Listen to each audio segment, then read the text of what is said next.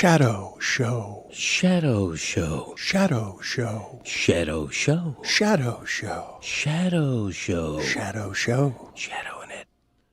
By way of greeting this morning, I walk into Nothing Personal with David Samson, and he dresses me down. I don't know the origins of that phrase. Why do people get dressed down?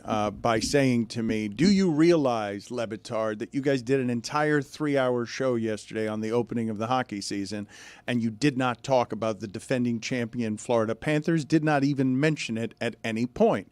And then we do Nothing Personal.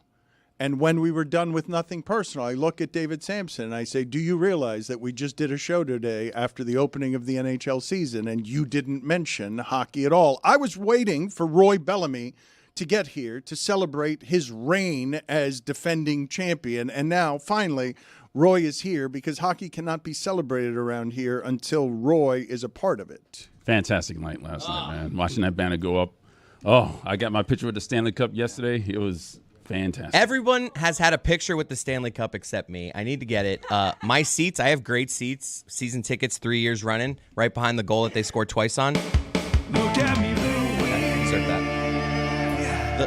The banner was raised the exact opposite end of the arena, so I had a terrible view of the banner being raised. I saw it for like 10 seconds, and then it was gone. And I was just like, oh, I guess I hope it looks good because I can't see it. Well, the most important thing is the opening 10 seconds that coming out of the box. That's the most important thing.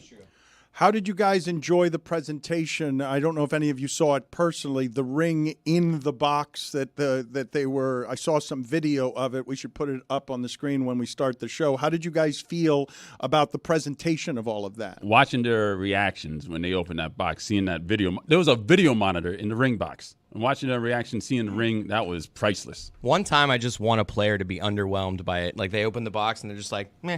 Well, that would be Alexander Barkov. He's underwhelmed by everything. He doesn't celebrate or anything. David Samson is with us here today. You guys remember, have you guys seen the Marlins World Series ring that they got? It's the gaudiest, most ridiculously bejeweled thing that I have ever seen. It's half the size of David Samson's hand. I'm a small guy. It's not half the size of a player's hand. Well, that makes sense Important given the note. former owner, who's an art dealer, really. So he should know about art. Of course it's going to be gaudy. Every ring. Is there a ring that's not? No, yours gaudy? is especially gaudy. Even by the standards of ridiculous, bejeweled championship nonsense, the Marlins championship ring is as big as any I've ever seen. David really ushered in an era of impracticality when it came to these rings, because since then everyone's like, well, we can't let the Marlins franchise have a bigger ring than us. It's a joke of a franchise. Can't allow that. So everyone's just trying to outsize it when you can't wear these things anymore. The Heat ring is huge. It's not as big as the Marlins ring. It is. You guys spent more on rings than you did on your outfield.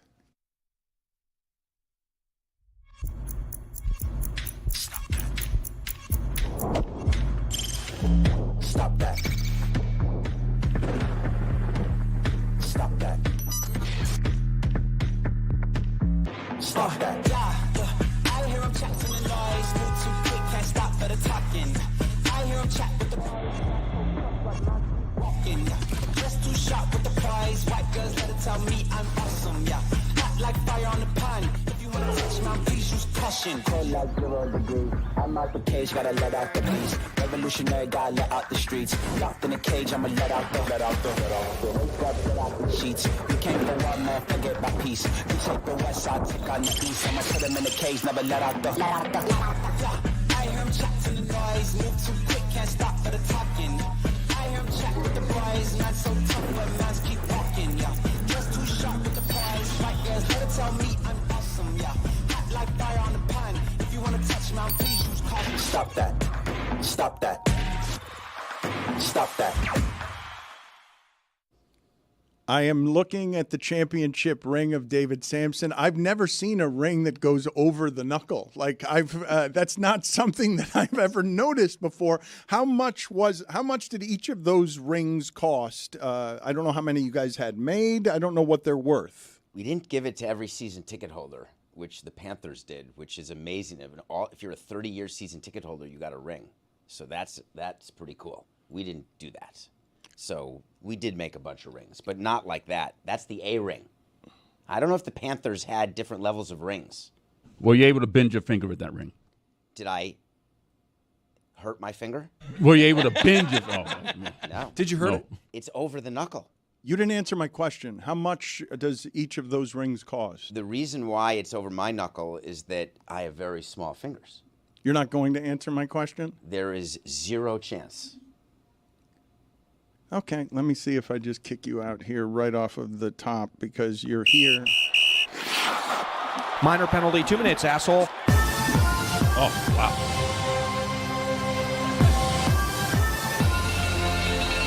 You guys are very emotional, I imagine, for Banner Night last night. You again kicked the holy hell out of Boston. You're kind of Boston's daddy now. Boston's got to say the Panthers are daddy. Yeah. The only Banner Night that I remember in the history of South Florida was the Heat winning the title of with Shaquille O'Neal and Dwayne Wade and then losing at home by 40 to Luol Deng when they opened the season. I'm not used to teams just putting a bookmark in the season and continuing the next year with the same feel-good that they already gave you. How magical was that last night?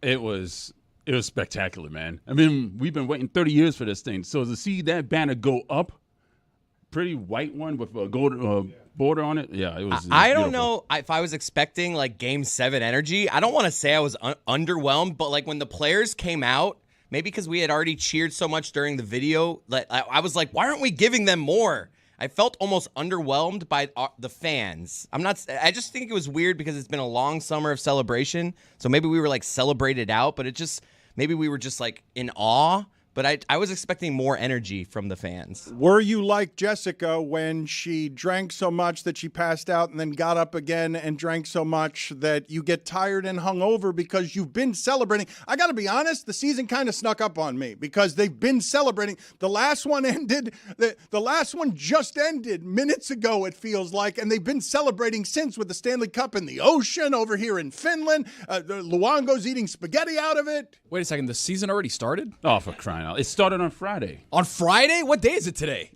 Wednesday? Today's Wednesday. You kidding me? I think the most interesting part of the actual game, though, was Boston going after Tkachuk. Because obviously in that series, Tkachuk and Pasternak had the infamous fight where, you know, they're thinking that Tkachuk got a few extra shots in. And they just were like, we're going to have penalties. We're going after him. And he didn't give in to them because they wanted to, like, their bruisers went after him. And he basically was like, I'm not fighting you. I'll fight Pasternak, but you can keep getting penalties on me. I'm not fighting you. Yeah, he'll fight Pasternak. That's usually the book on Tkachuk. And in that great Amazon series, he says, I want to be known as the least favorite guy to go up against. So he'll revel in that, but he's not going to fight their bruisers. No way. That's not a winning proposition. Pasta, he'll take that every day. Professional irritant. Tkachuk is the kind of player that you love to have on your team and everybody else hates. But when he's on your side, he is somebody that just irritates everybody else. I think last night was a little weird. Midway through the second period, too, when you realize, okay, we got yet another celebration out of the way, and then you realize, oh, this is just game one. Yeah. You're just 2 months removed from living and dying with every rush up and down the ice. With every face-off having a legacy on the line in your most recent game from being either champions or the team that blew the biggest lead in professional sports history. So it's going to take a while for us to ratchet that back up now that we've been there before. Yeah, but they get off to a huge jump. I mean, it was 4-1 at the end of the first period. Like, they weren't playing around, man. Let's not forget that the Panthers lost 3 out of 4 to end last season. So they really were coming out of a slump here, if you really think about it. Okay. You're saying basically that last night is the Bloody Mary that you have the morning after the hangover. You've had way too much the night before, and now you're just easing into the next day. Hair of the dog. Yep. We needed some hair of the dog. See how this fourth line stuck out, and they did. Oh, Greer, you're sexy. Yeah. Wow. You're sexy, Greer. Yeah, because you get to know these guys, and you become really emotionally invested in guys like Ryan Lomberg and Nick Cousins, guys that, you know, I don't want to besmirch their careers, but they're journeymen. And you work yourself up into a frenzy while they're here and they become icons. Like, how are we going to be able to replace this guy? And you realize you have a pretty good general manager. What you guys really need is some manufactured adversity. And what I've seen so far this NHL preseason is everyone's picking Edmonton to win the Stanley Cup again. No one's giving the Panthers any credit or any chance of repeating. And what you need to do is wear that like a chip on your shoulder and be angry when the season starts. And instead, too complacent, too happy with just one. Edmonton is pretty good, though. Very good. They really had Very a good scary. off-season. Very good. They're the favorite, correct? They're going to be the betting favorite. Overwhelming favorite in terms of like prognosticators picking them. Also in and coming around off the a sport. heater. Yeah, I mean, look, they They won 3 out of the last 4. Yeah. Yeah, that's true. One of the things that I believe that you can get excited about here, because as I mentioned, the Shaquille O'Neal banner night that immediately started the next season with the season failing and flailing because Shaq was gone soon thereafter. We've had a couple of Marlins championships that the team gets traded away immediately after winning the championship. The fact that they signed Carter Verhaeghe for 8 years, that they're telling you right now, no, we're going to keep this core together and we're going to try and build what Tampa built with the Lightning. I just can't help but stop there on Tampa and Lightning because I've been Milton obsessed for the last couple of days. That we're going to do a hurricane relief donation today, hoping that you guys help us help preemptively what it is that's headed toward Tampa. But the Panthers are clearly trying to build what's already been built as a hockey state somehow that wins more than Canada does, because Carter Verhaeghe for 8 years, signing him up, that's not what we're used to, stable management with the Panthers. You talked about the 30 years of season ticket holders.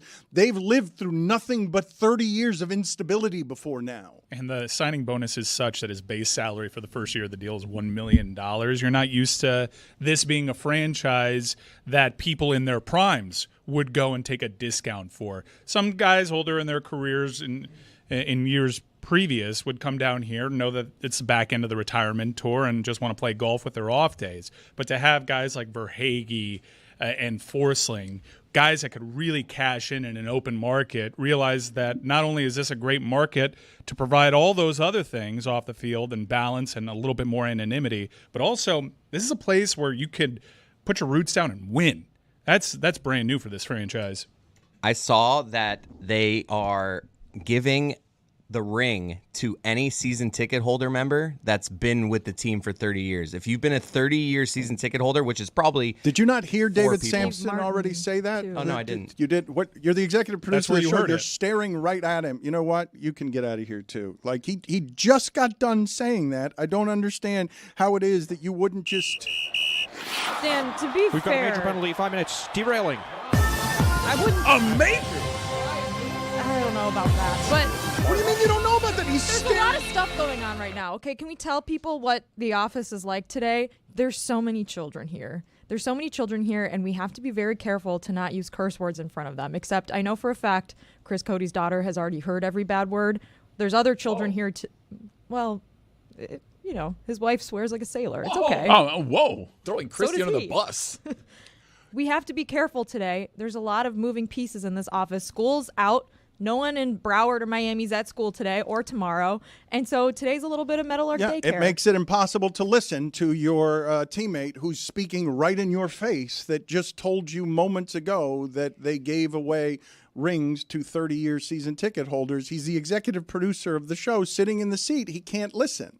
He's like a fighter pilot. He's like David Blatt while in the seat of a fighter plane. Exactly. How rare is it for that to give rings to your 30-year? I've not heard of that before. To somebody. There must be 7 of them. Oh, is that? No, there can't be that many. Oh, I changed my mind then. Is that? Are you making up that? No, No, there can't be many. It can't be many when you consider everything. I was in there. I was in the event, and there were a lot of people in there. Yeah, They how had many? Their fingers sized up and everything. It was, I don't know, maybe close to 150 probably. 150. That's pretty For impressive. 30 years? Yeah.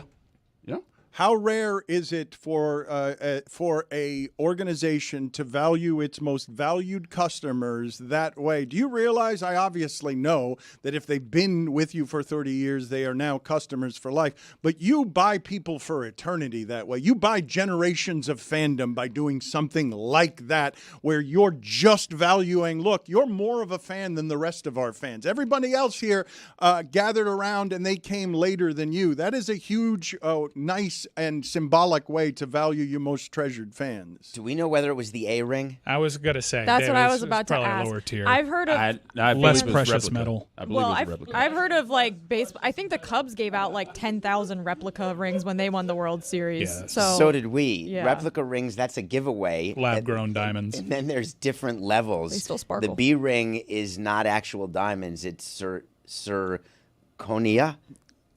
Cubic zirconia. Cubic zirconia. Oh, actually, the rings are the same as what the staff is getting. Well, which is not, lower not the tier. players, but the staff. Yeah, it was a lower tier. That Lab- sounds Why like are a we lower doing tier. this? little lab-grown diamond won't hurt anybody. Come on. Look, they do not deserve the guy who the same ring as the guy who played with a torn spleen. Like, it's okay to give him the same ring as the staff. Honestly, though, if you paid this team money for 30 years, I say they're worth tier 1. You should have a better ring. What's the grace period? What if you're like 28 years? You're like, I've been here. You're like, oh, come 28 on. years. I have Come a on. Billy Peltonen jersey.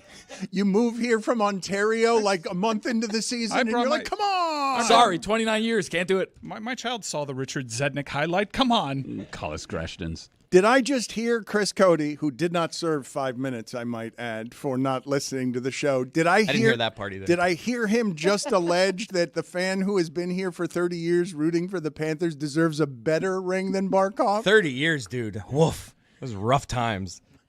I think he's right. Honestly, they should get the most blood diamond that there is, according to Mike. They should at least get this year free.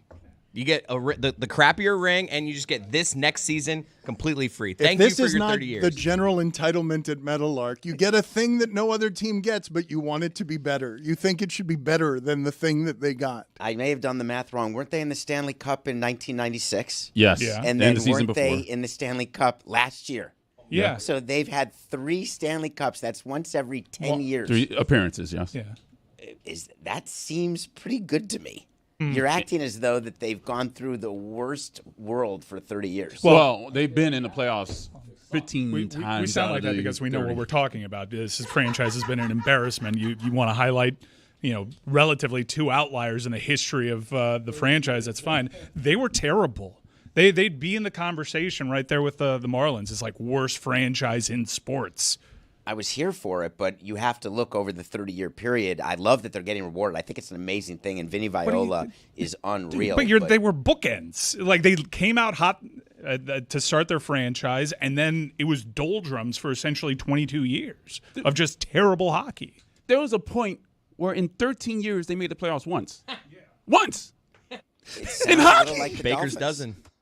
Let's figure out what is the correct success rate here, because David would have you believe when you say, Mike, they're an embarrassment like the Marlins. David would say the Marlins won 2 titles, and it's really hard to win titles. And I don't think that David would look at the Marlins' history and say that that is a history of futility because they've won 2 titles. And when you phrase it the way that he just phrased it, which is 3 Stanley Cup appearances once every 10 years, my guess is on average most teams don't do that most franchises do not get to the Stanley Cup once every 10 years for the entirety of their existence. Okay, let's do it this way. Over the course of their first 29 years, they had 1 Stanley Cup victory. You can't do They had 1 victory in the Stanley Cup over the course of 29 years. If we want to play that game, that sounds crappy. They don't win playoff games. They'd get to the playoffs and not win a single game. They'd get to the playoffs and be swept. They famously went over a decade between series wins in the postseason. I think we can also just examine how the rest of the hockey world views the Florida Panthers and how players in free agency view the Florida Panthers, which is that they don't. Up until recently. Except for now. We have not been able to, and this is the last holdout on this, because Mike and Chris and Roy are Panther fans and have been Panther fans for a long time and have endured all of that losing. But they have not been able to get Miami Tony, Dade County Tony, Hispanic Tony. They have not been able to lure the Hispanic Dade County fan who's all about basketball and football and baseball. And so Tony has to sit here in the middle of what is genuine revelry. We got a banner night in South Florida last night. Genuine joy. I saw the picture of Chris Cody staring in awe in the stands from the seats that he's got that are better than everyone else's and he's had for 3 years as a season ticket holder, staring at the Jumbotron in genuine childlike wonder and awe, and also just generally looking hungry and confused.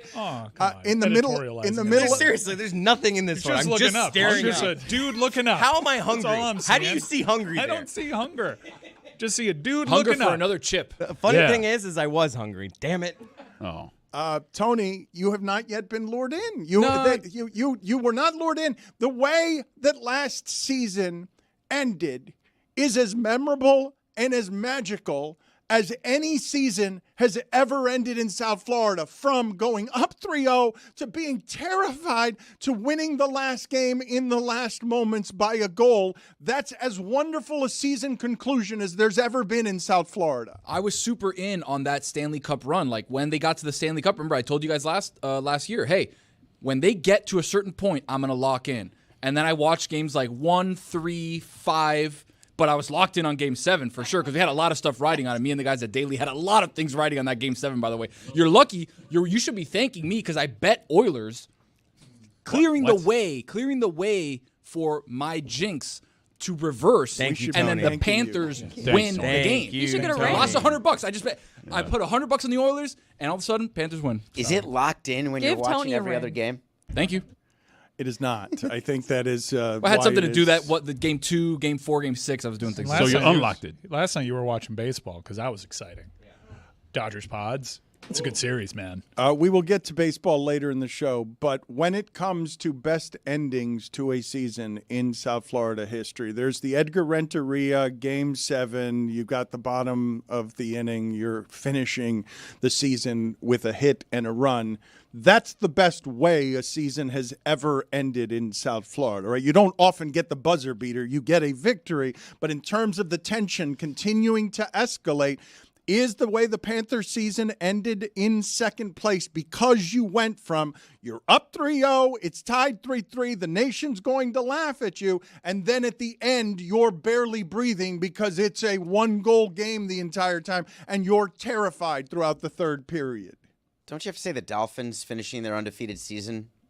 I think he's would be just second? going for, I think what Dan is doing, just dramatic finishes, because Renteria hits that ball, Council crosses home, and boom, that is the final act of this entire series, where the final act of the Panthers Stanley Cup win is them freezing the puck for 13 seconds in the corner of the boards. And I don't really remember the final play of the perfect season Super Bowl, but I'm sure it was, just a clock management play. I do remember the LeBron jumper, that late icing That jumper. elbow against jumper. the Spurs. I mean, that was kind of a big moment. Yeah, the game it's was a huge close. bucket. So you're being micro. Like you're thinking about Jordan getting rid of Elo and hitting a series winning What I'm shot. doing is obviously a winner-take-all game, a Game 7 that you win under any circumstances is an enormous game. And you rarely get the buzzer beater of Edgar Renteria has the hit, the game is over, the season is over. There's one team that's a winner forever. There's one team that's a loser forever.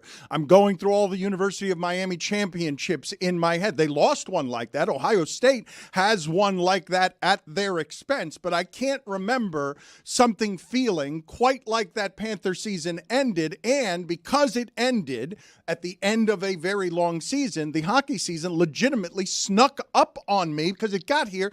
I'm not used to it getting here that fast. Yeah, you've never had such a short off season. These last 2 years, the off seasons for hockey just fly by because generally your seasons have been over in April. That's a lot of time that postseason. It's a lot of time. It's a lot of stress that makes that time really slow down. A lot of alcohol. Yeah, you age so much during the NHL postseason because of just intake. Well, it's only 2 months between the end of the Stanley Cup final and the new season, so it's short already. Yeah. So having the Panthers actually win, I'm not ready to start this season yet. No, you're ready, Roy. Come on, what are we talking about, And Roy? it's not just the Panthers. Quite honestly, I was so happy. We had a full day of puck, a triple header that started at 1:30 p.m. Pacific time in Seattle.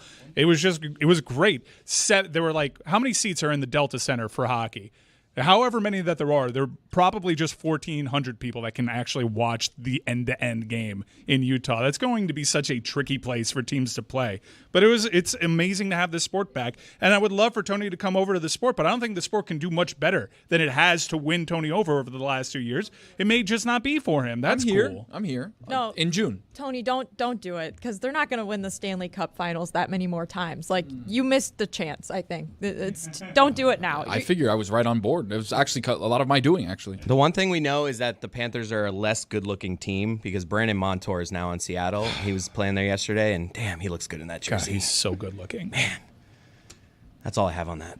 Excellent. Stenlund, too. That is what you looked like. A Let's Nordic put that. god. I did not look like Brandon Montour. Let's put that back up on the screen again. See how hungry I The looked. picture of Chris Cody looking up at the screen. That is how he looks longingly at Brandon Montour when That's he's the whole crew. I out. see the people behind me, my friends, our season ticket. We got our whole crew. We get fist pumps going before the game. Me watching my Hot Pocket in the microwave when I'm stoned. No, that's what's his name at the what was the Kawhi spinning? Leonard. That was Kawhi Leonard at Clippers Media Day. Just No, like, what's his that's name? the Yeah. Hot Pocket. He was spinning around like a Hot Pocket. Let's get that for the audience, please. The Kawhi Leonard at Media Day going around spinning. Do you guys ever do this? Because I'm tempted by it, and I have done it a couple of times. I'm ashamed to admit. You guys would laugh at me if you've ever seen me do it. The spinning photograph thing that people take. You haven't done that, Dan. I need to see Done Dan that. doing that. The New Brian York. Kelly? what is it? Yeah, but what is Brian that Kelly. thing called? It's a bit of 360 camera. the 360 camera. That's a bit of a turntable situation that you stand on and you make crazy faces. Is it as you? What are you laughing It's a at? tourist trap Understood. on the streets of New York. I Is love that what calling you it do? the Brian Kelly. It forever changed that 360 camera. Usually it was reserved for red carpets, and then Brian Kelly took the damn thing. Can you guys put up on the screen, please, the ebullience, the general joy of Kawhi Leonard as he spins around? He knows you don't have to keep eye contact, right? Now, Photoshop Chris Cody looking up at that, and that's Chris watching his Hot Pocket in the microwave when he's stoned. They will not regret putting that in front of a green screen. There is no one in basketball funnier doing that because he gives off more general joylessness than Kawhi Leonard looking over his right shoulder and left shoulder as he spins around on the 360 Don't you camera. think his knee was hurting? It always That's why is. he looks so joyous. He's now out 2 weeks. I imagine they tell him before this, hey, make this your own. Like, really do whatever you want here. Own it. Own it. I want to keep watching this. Can we just play this on a loop I'm for good the rest with of the that. day? That's a great producing decision right there. That's good for a PIP. The person Now behind picture, picture Dan doing it. the person behind the camera is like, love it, Kawhi, love it. Yep, give me more. Nice, great. So, Dan, what's your move? Oh, you point at the camera. You got to point. do you gotta- follow it? Yes, Like, go I've around done with it a it? couple of times. Only a couple. Am I the one least likely in our group to do this sort of thing? To just give off joy at taking photographs? Yes. You got to do the Rizzler in that spot. Grab the chin, maybe. I think you're the most likely because you're the only one who's ever done it. Have you guys not done it? No one here I've has done it. I've done No. it. At weddings, usually. But it feels like you're just doing it at random places Highlight has it or wherever they sometimes. have it. Yeah, I've done it at High Life. I think I'm the least likely in that whenever I see it, I'm like, no, thank you. Not for me. Won't do this. At weddings, I have done it, wearing a feather boa and wacky glasses. Yes. All right, well, so Classic. now it's starting to make more sense, you and your cosplaying. I mean, this is what the thing is. Yeah, Do you your think kinks, this is it's an just industry that is succeeding? Do you think that the inventor of the 360 camera is living in a mansion somewhere because he or she came up with this wonderful idea? Just on you. Just They're for living on a mansion recruiting. Just on you. Just for recruiting visits alone. Mike, you missed it last week. Dan was super upset because he got the golden helmet of life, so he's not going to be able to dress up for 3 weeks at dude, least. I'm it was sorry. You can give the it to me. sadness behind his eyes. We could all tell back What's your here. guys' go-to at a photo booth at a wedding? I usually go oversized glasses and then like the sign that says groom's crew or something like that. What do you guys usually go with? It's very important if you know me, and this is going to be a true test of the love. Would I ever do that? Would you ever do that? Are you guys partners? That sounded weird. Would you ever take a picture? I think. No, I go think. into the bucket. It's out of a bucket. Oh, Yeah, he go doesn't reach in. all He's the a stuff. germaphobe. Yeah, he's a germaphobe. Do you realize at bat Everybody's touched mitzvahs, it. you've got all the kids you can't curse in front of. They're all doing the photos, and there's the feathers, there's the glasses. Oversized glasses, that's all a of hit. this. I've got Same you with stuff. like the wipes, like wiping down the stuff and then taking part. I will take the picture, and I'm the straight man in the photo. What is? It didn't sound like you were the straight man the way that you talked about us as partners a moment ago. But what is the circumstance under which you would acknowledge my germophobia goes too far? It is much too extreme. I am being ridiculous here. When you're on an airplane and something hits the tray and you're willing to eat it still. The tray of an airplane, because it's used by many people, you will not. I'm asking you, what is the thing that you will absolutely not do that others would look at you and say that's ridiculously extreme? Look at this first class traveler too. That's a David Samson problem. They You ain't don't have feeding a us back tray there. and coach? They ain't feeding us back there. The one that comes off the seat, yeah, but That's what I'm talking That's about. there to they give hold you my a cookie phone. and you're like, all right, here you go, buddy. Yeah, I mean, your biscotti cookie's not hitting your tray. yeah, here's some bland cookie. You can't touch They the throw it tray. at your head back there. They He's just in- throw it at you. He's in first class with Dan eating beans on the way home from Vegas, guys. Come Yeah, on. you rich folks always eating your beans. When did Jelly they beans. stop giving real food on airplanes? You guys have heard me talk about once upon a time they served prime rib Yeah. on airplanes, and it used to be a luxurious experience in the You sky. gotta dress up. Depends on. I think 9/11, like everything changed about air travel, and people kind of sees like, oh, we can't send these meals out there because there's silverware attached, and then they just used it like the pandemic did too. Oh, this is an opportunity for us to learn the lessons of what benefits us financially, and just make the overall experience less pleasurable for the consumer. I don't consider myself all that mean, though maybe you do, but there's been something that's brand new that didn't exist throughout the beginning of my whole life, which is I get on a plane now, and about 20% of the time there's an announcement that there's an allergy on board and you can't eat something.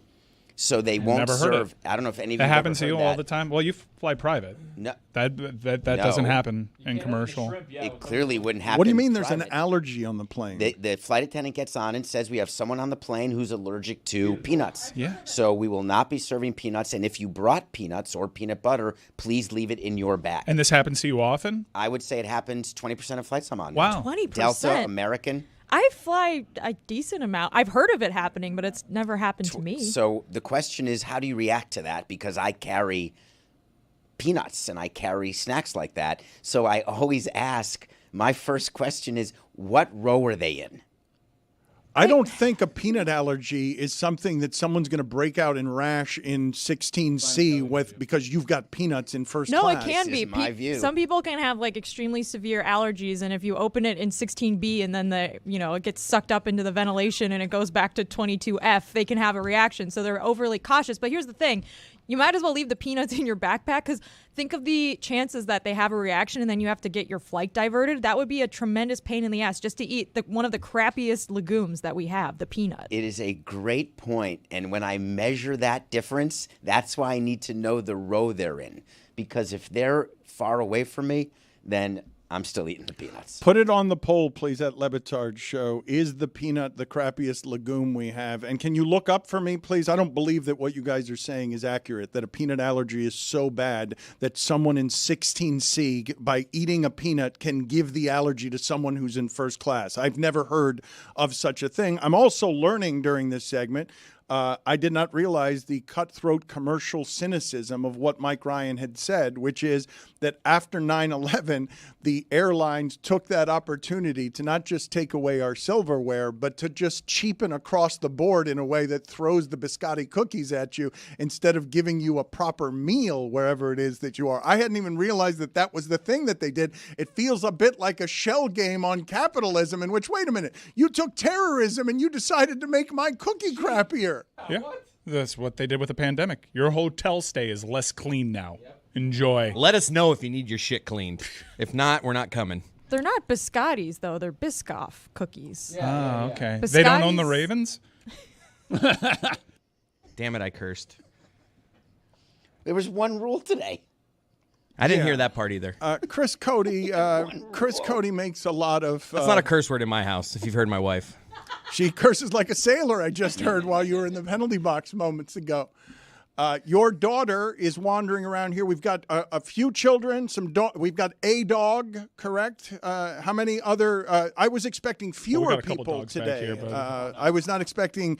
I was expecting a skeletal crew today instead of this burgeoning Got a plumpest crew today, Dan. overabundance of talkers. You offered free hotel stays, free food, and bring the whole family. Why would you expect fewer people and not more people? Well, because of Hurricane Milton, I thought people were very worried about traveling in South Florida today. No, I that's think, tomorrow. I for think me. the worry starts in the afternoon. So if we get out of here at a decent time, we should all be okay. But yes, you did offer people to bring their families and stay here, and it appears that some people have taken you up on that Yeah, offer. I was expecting the weather to get bad this afternoon and into the evening, but yet my bowling league is still happening. So I don't know. We're either going to forfeit tonight or drive through some rain.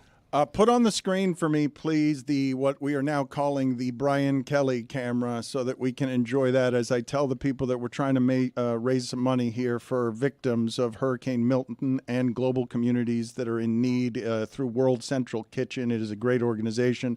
They provide food to the front lines, despite what you may have heard about Asheville, because there is a lot of misinformation out there, some of it being spewed by our former president.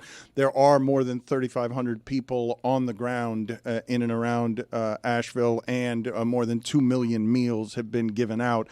Give what you can here. You can donate at donate.wck.org/Le Batard. Donate at wck.org/Le Batard. This Brian Kelly thing will never not be funny, correct? This is something that no one has ever done this worse than he is doing it. For the audio audience, one more time, donate.wck.org/Le Batard. Yes, donate.wck.org/Le Batard. We'll keep giving that out over the course of the show. When I see him, I can just now picture you doing the same thing that he's doing. Kind of, you know how... But a lot taller. Yeah, but like Yeah. the little Yachty AI where you could put anybody in there, like doing the mic thing where he comes out to the crowd. Now my mind is just doing that, but just to you. So you're like doing this move.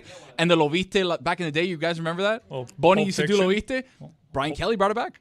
What, the Uma Thurman dance? I have it as Uma Thurman. Not, I don't know what that is called. Is that the Watusi back in the 50s? What is the name of the dance? What is the name of the dance that's from the Pulp Fiction. 50s that does? Yes, it's the Pulp Fiction if you're doing it from the 90s. Yeah, but I wasn't around in the 50s. I don't know, but it was invented. It was invented as a dance at a sock hop in the 50s, and it's got a name, and I don't know what the name of. I know you guys are laughing at the Watusi. I don't know what the hell the Watusi is either, but the doing the two fingers around the eyes in a way that suggests, like Brian Kelly, that you see me because you're so cool that you can drag like. That's an elf. Dan, you nailed it. It's the Batutsi. Well, He said Watusi. Oh, it's the damn it. God, I'm leaving. Yeah, just leave. He's said been damn it, too. unusually bad over the course of these 36 minutes.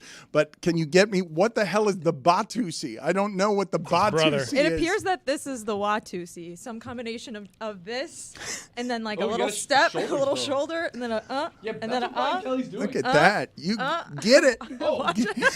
Get it? That's the early gritty, Dan. Oh my God. That's a White gritty. people invented the gritty. I still don't know the name of the dance that is the Uma Thurman from Pulp Fiction. That's the name. Batusi. The Batutsi. Batusi. It's performed making a horizontal V sign with one's index finger and middle fingers of both hands and drawing them across in front of the eyes. If you're not watching what we're doing, it's how you kind of smear eye black on if you were a baseball player under your eyes is how you would With your do fingers it. I spread? mean, I'm just trying to help people visually. I'm not saying that that's exactly how you would do it, but you've got two fingers spread, and it's a ridiculous dance, and Brian Kelly shouldn't have done it. You guys have me doing that because there isn't a circumstance under which I can imagine myself doing that. Not even Little shimmy shake on the shoulders. The cameras go around like, oh, watch this one. Hey. Watch this one. You have me gathering people around. Yes, the I whole, do. The whole wedding party. Feathered boa. Hey, everybody, gather around. Look what I'm doing. I'm shaking my shoulders, and I'm going to do the Uma Thurman from Pulp Fiction. Do you keep the photos? Put them on your fridge? What do you do with them? You guys keep, yes, my wife does this, but you guys keep calling it the Uma Thurman, and I'm not sure why you're not calling it the John Travolta. Like, I remember John Travolta doing that more than Uma Thurman doing it when they were dancing in the diner in Pulp Fiction. Dan, took two to tango. Uma. In this case, two to Batutsi. Oprah. Uma. What? Oh, David Letterman. Yeah, that was he did that at the Oscars. He was trying to compare the two. Uma, Oprah. Man, he did that several times. My day just got made. Without Roy, that would have been rough. Yeah, that would have been a. All you need is one. You're so lucky. I'm not sure it was a Save smooth your landing ass. Hit either. the showers quickly, David. Roy just has the mind of someone who has watched and internalized every single clip that has ever been on television, including every commercial for the last 60 years. You're very lucky he was here today. Yeah, it's David- a useless skill until it's useful. David Samson, I think, is the record holder around here of saying the thing that all of us just stare at silently in an audio medium. Terrible.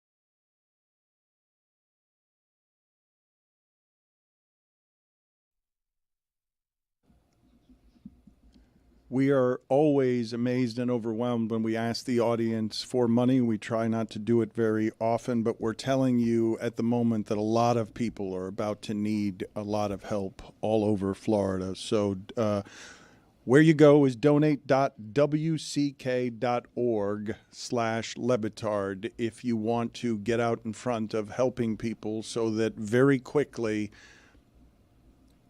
rescuers and workers can get on the ground and help a lot of people who are about to need a lot of help all over South Florida, because I have not seen in my lifetime 12 to 15 feet of storm surge. This is the ocean coming to grab and consume land and cities and cars in a way that's going to really destroy some places when Milton visits over the next 36 hours. And there's still some crazy people out there who aren't heeding the warnings. And this is not overstatement. It's not hyperbole. Wherever it is you stand on climate change, this is the mayor of Tampa telling everybody in the sternest possible terms that you need to get out of some of these evacuation zones. You can't ride one of these out because you have throughout the history of South Florida.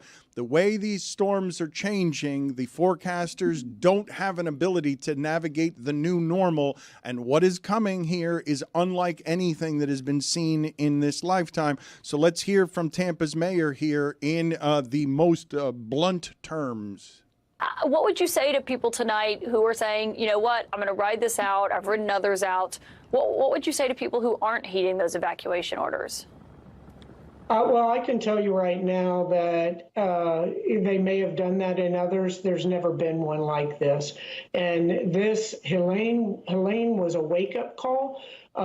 This is literally catastrophic. And I can say without any dramatization whatsoever, if you choose to stay in one of those evacuation areas, you're going to die.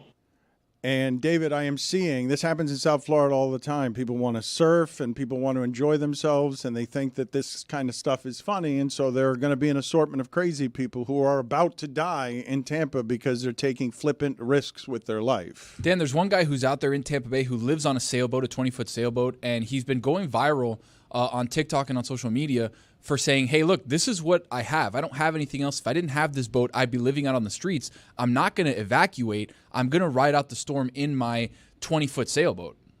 All right, Dan, for the people that are new, explain to them why you're deciding to stick out a Category 5, one of the worst hurricanes in Tampa history, out on a 20-foot sailboat in Tampa Harbor.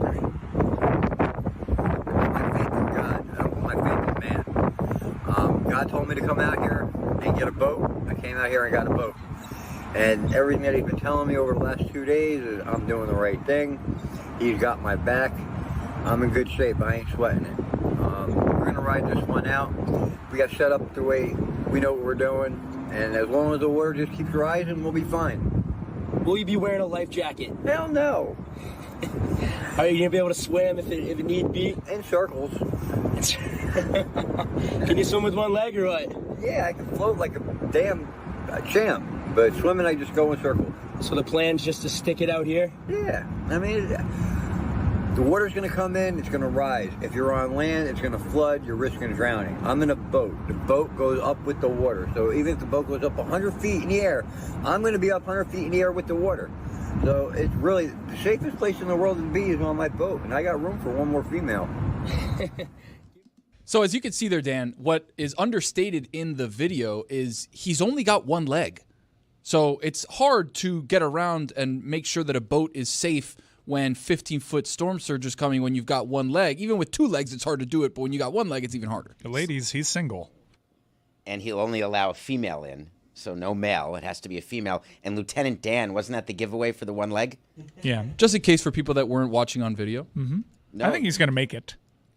I think that many people are flippant about this stuff and aren't really realizing what the new normal is, because the new normal is going to come with some things that don't have precedent. I have told you before that being in South Florida for Hurricane Andrew and after Hurricane Andrew, which was about the same force but much smaller of a hurricane, so it wasn't eating up as much land.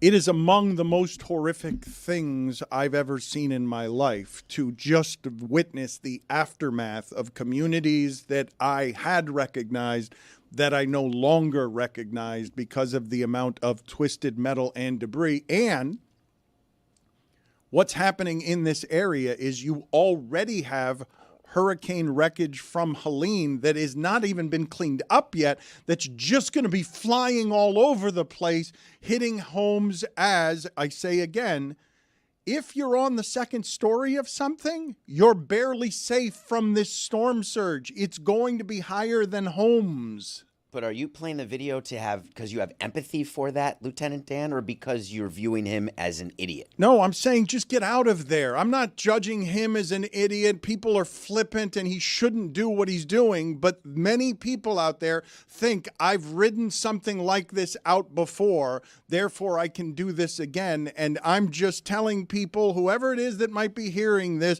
that's not taking it seriously, that it has to be taken the most seriously, because what's coming this way is not something that we've seen before. I want to speak to the notion of that person saying he has nowhere to go. I understand he wants to stay with the one thing that he has in this life, which is his boat. But he has several options to evacuate. Local community leaders establish all sorts of sites where they have very clear messaging on where people can evacuate to. I know that Tropicana Field is going to be stationing some folks, part shelter, part station. So there's a lot of places in that Gulf Coast area that you need to heed the warnings, read the messaging, and take their advice. And he's had days. This is, again, it's not an earthquake. This is not sneaking up on anybody, and he should have taken advantage. It might be sneaking up on people who don't have internet or are not linked up the way to information that the rest of us are. I think the difficult part, too, and I agree with everything Mike's saying, is he was homeless, and then he was able to get the boat. And he's like, if I go back out and evacuate and go to a shelter, my boat gets destroyed, I'm homeless again. They cut off my Social Security checks. I don't have anything other than this boat. But his home is going to be a cemetery is the point. Sure, like you're not going to survive this in a 20-foot sailboat. Like that's not a possible thing. At a certain point, people just stop listening, Dan, and you can't necessarily reason with them. There's that lady, Ruth, from Dante's Peak. She wasn't leaving. So many people died because she refused to leave in that movie. Then she got out and she did the right thing, which was sacrifice her own body and get in the acid lake and melt her entire lower half off. What about standing on the beach, deep impact, right at the end? People just don't want to. Hey, watched it this was a destination for me. I live on the water. I'm not leaving here. The couple in Titanic, they just like laid in the bed. Yeah, holding hands. Like, that's actually romantic. Let's just spoon. The lady in Dante's Peak, she was just a problem. And thankfully we can't curse because I'd use the word, and I don't like to use that one. Wow. I have a child.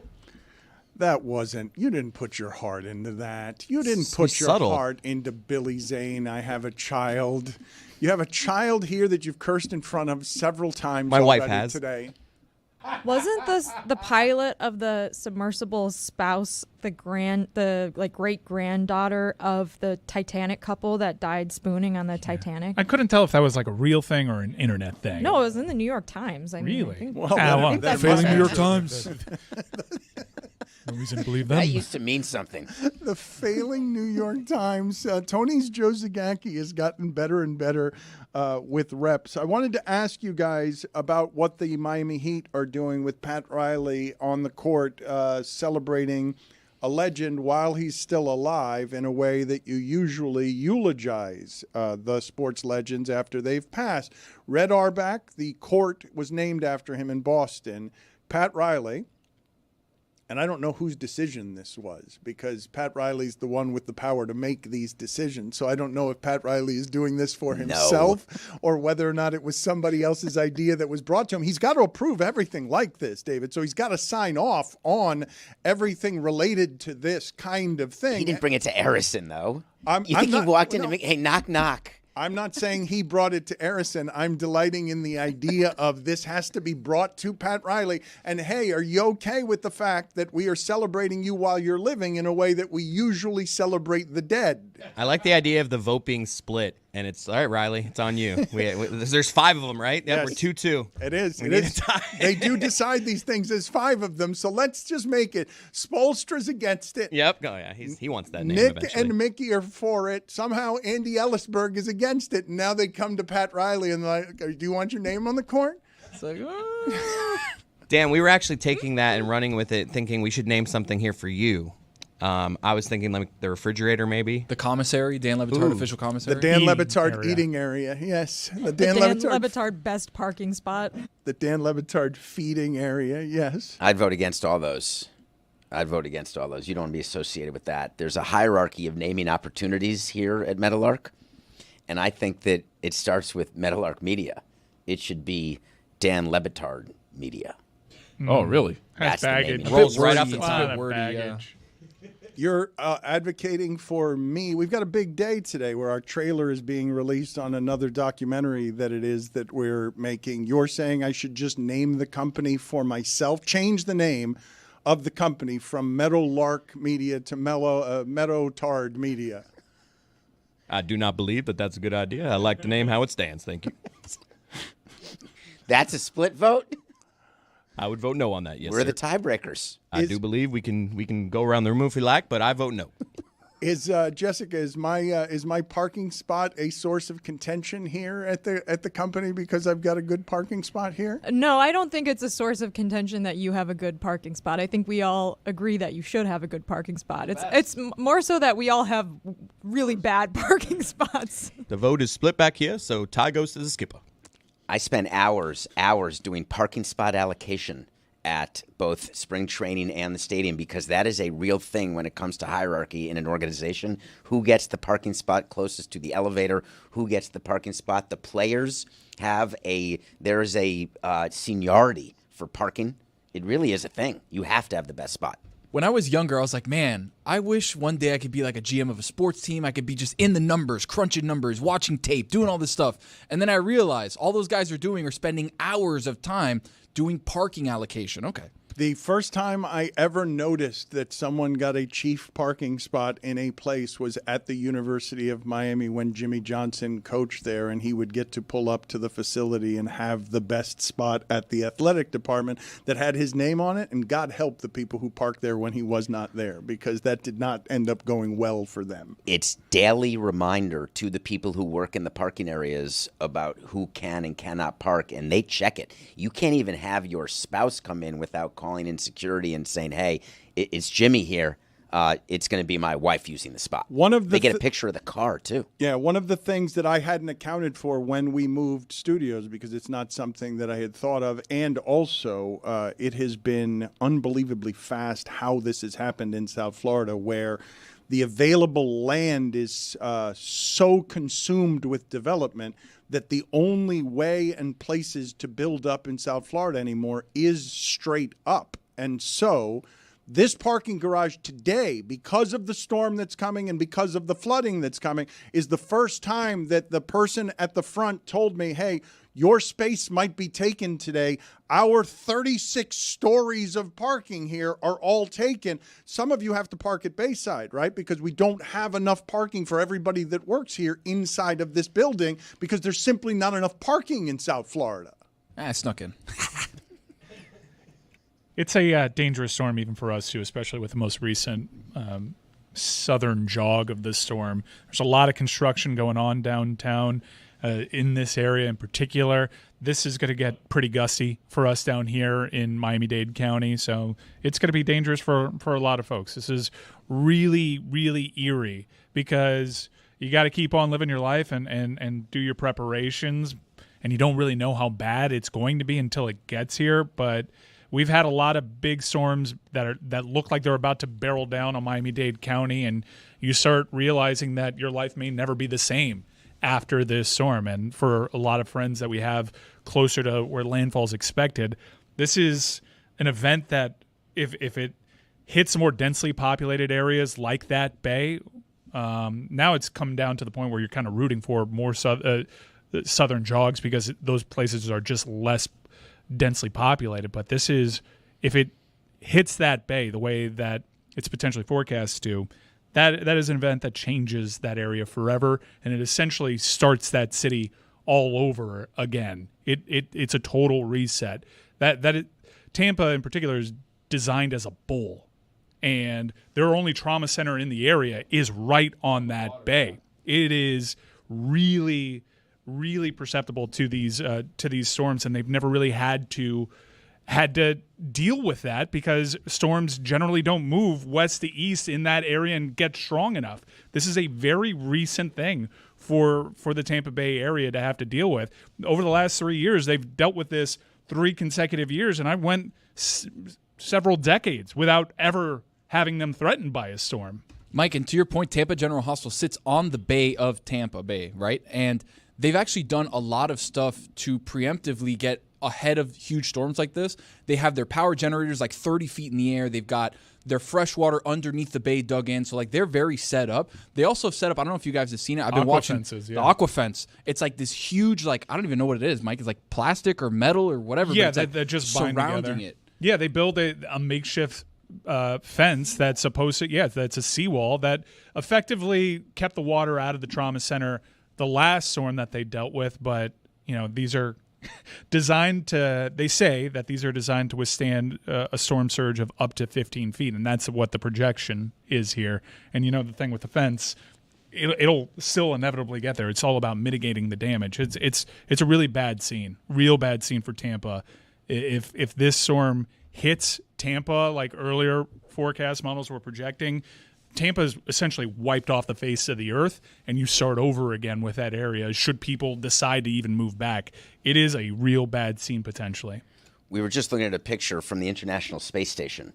That is not a CGI photo. That is actually what the space station sees, and if we can show it, look at the size. You can't even see how big that is, but it looks like 20% of the earth is under that hurricane.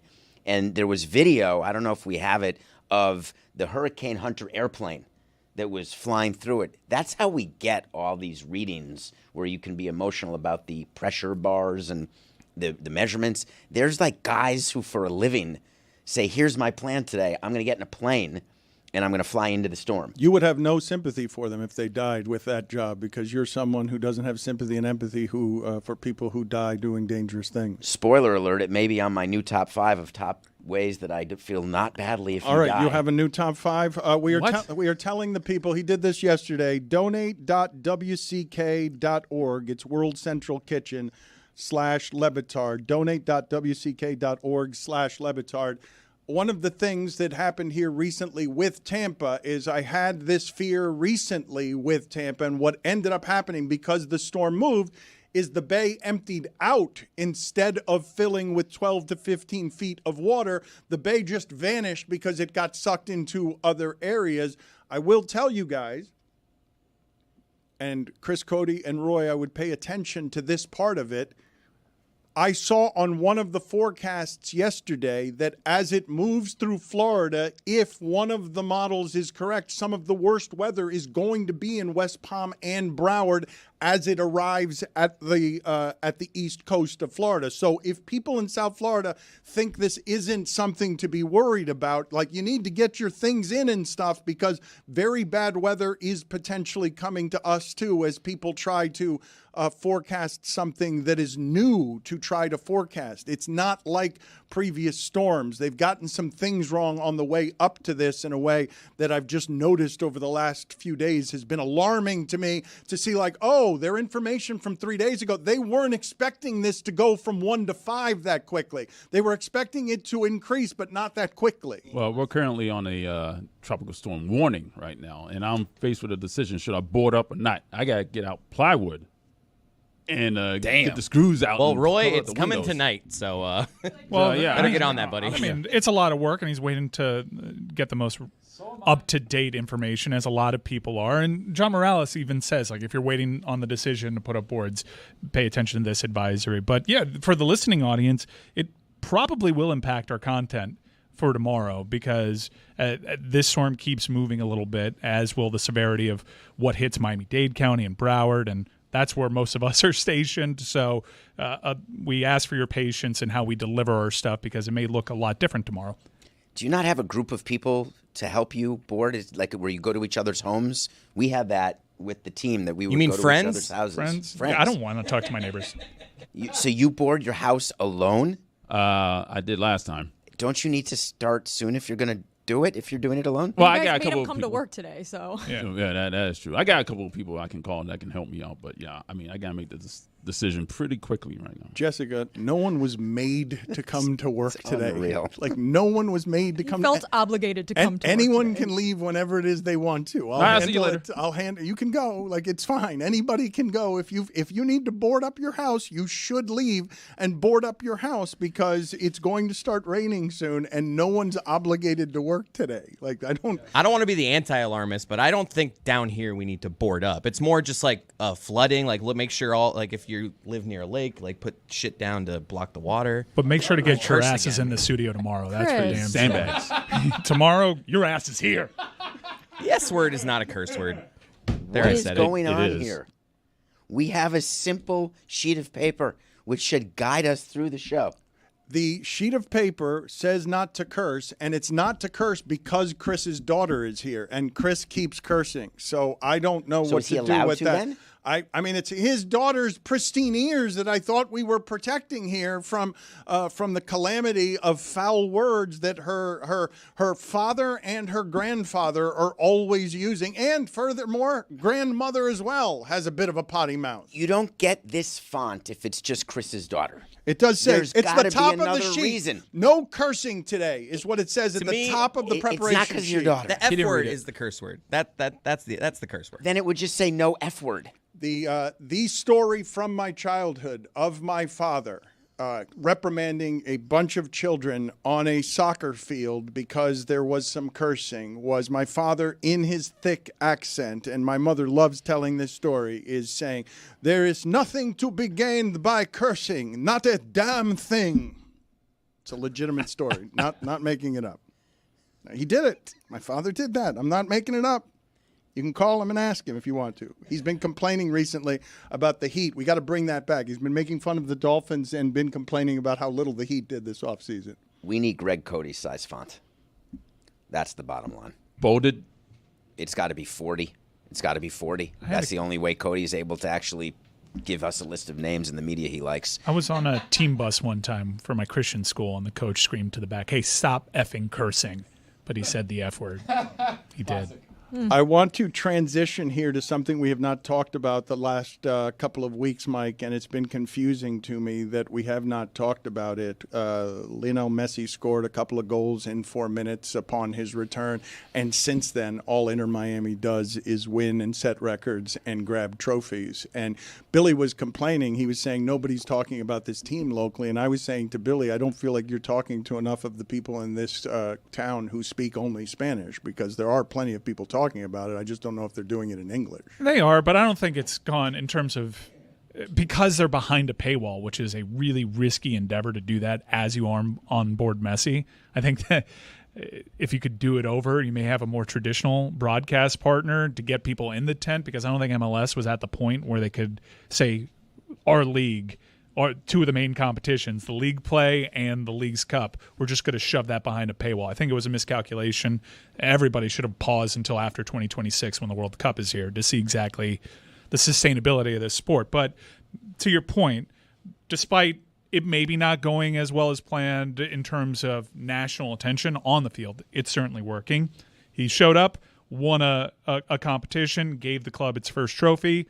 1 year later, they win the Supporters' Shield, which is how leagues over in Europe and basically everywhere but the United States crown their champions, which is you have the most points by the end of the season, you're a champion. Here in America. Regular season. Yeah, here in America, we decide, hey, let's play some playoffs after that, because that's how we do it in America, Jack. And that's one that I think even Billy has spoken to.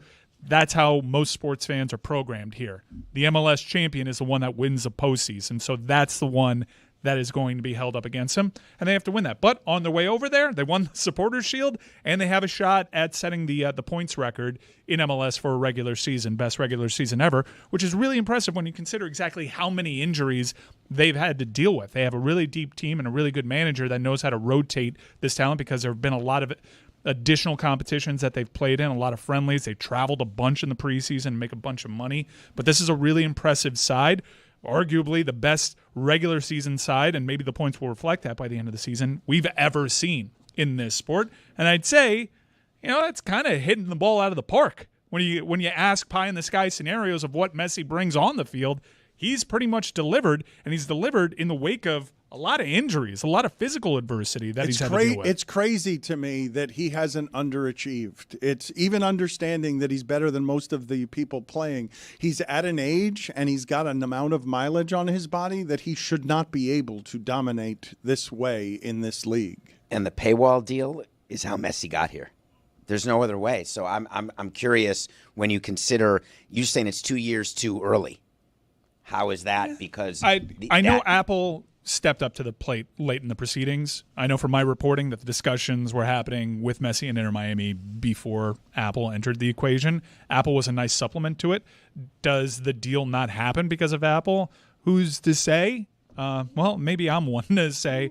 I think that Messi shows up at that time. It's just Apple afforded him all these additional things, his documentary.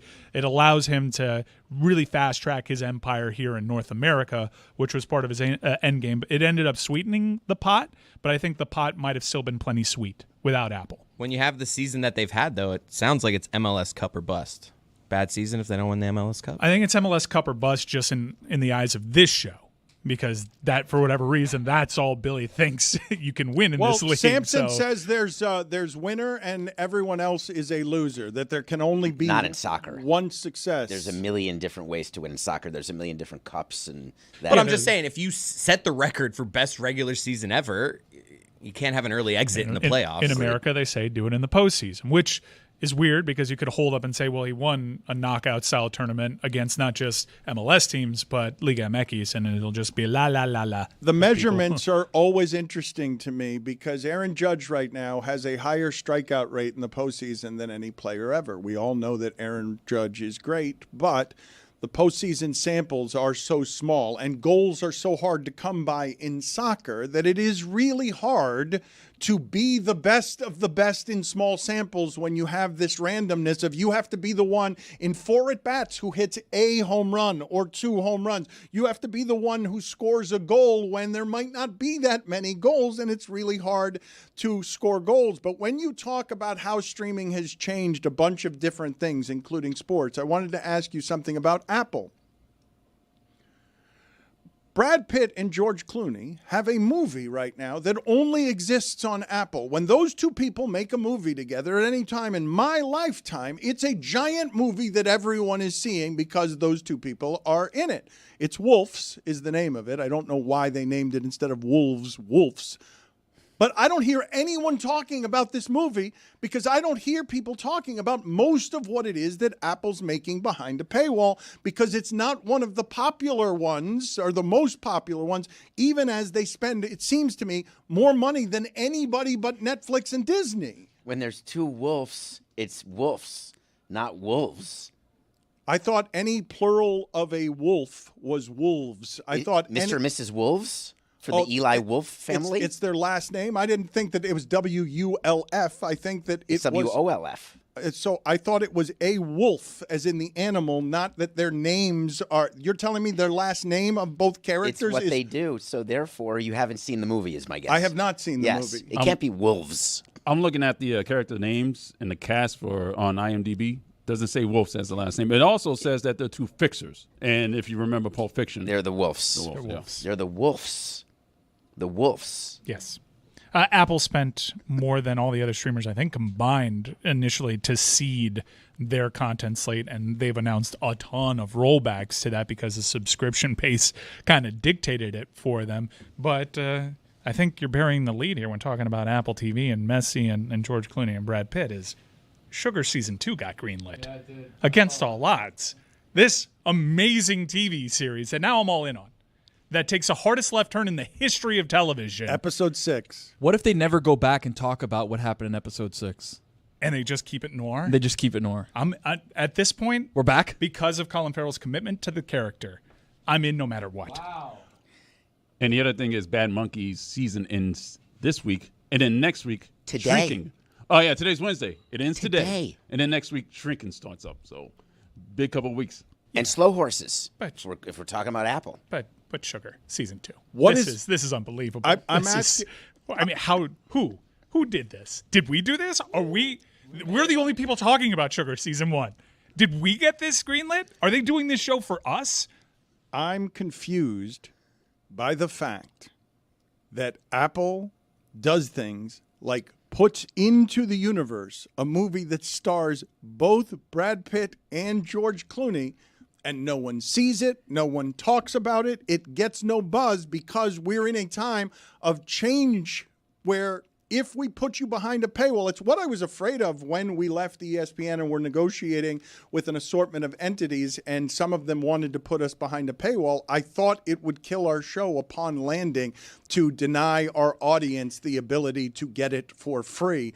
And I'm confused by Messi having a monster season and Mike Ryan telling me that they are achieving every expectation and beyond for having the greatest sports star in the world. And even locally, it's got less buzz than you would think anything of this kind would have in a market that loves and supports soccer and has so many Hispanics in it that love Messi enough to just be around his house because he's got a level of fame that's unheard of in sports, and people are less inclined to be a part of it because it's behind a paywall. The other thing about Apple TV is this must be a promotion thing because they're pretty notorious for not promoting their stuff. So what must be a promotion thing? It must be they're not promoting it enough. Wolves? That people don't know? The entire thing. Or Messi? Every program that they have, and Wolves. I've seen it a couple of times, the promotion for it, but that's about it. The backstory is it was going to be a theatrical release.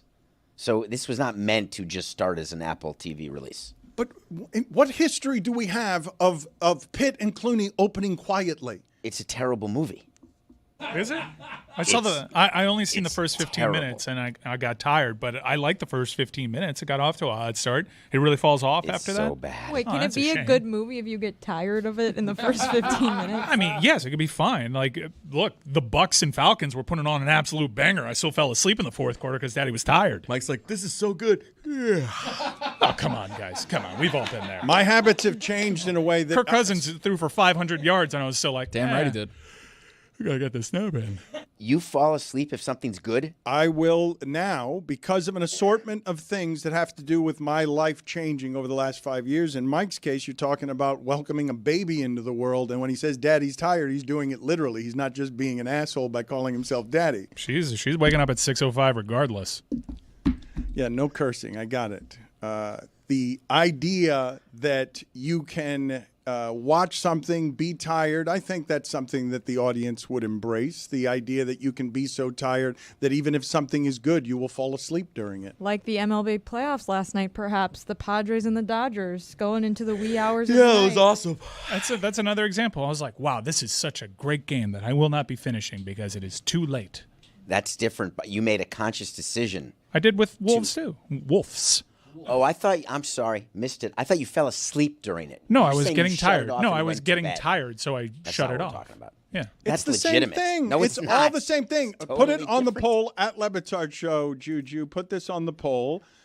Is a movie good if you fall asleep 15 minutes into a movie? I do believe that the only thing of this kind, my wife has pointed this out. She's like, when you're tired, especially since I've finally gotten to a place with my sleep rhythms where I'm generally sleeping between 10 and 4. It's taking a lot of work to get to just being able to sleep consistently. But she's like, the only thing that'll keep you up past 10 is if there's a football game. The football is the only thing that will do it. Football's king, Dano. Where you will stay up a little bit later. only thing. I mean, that's what she says. That's not so good. Your alarm goes off at 4?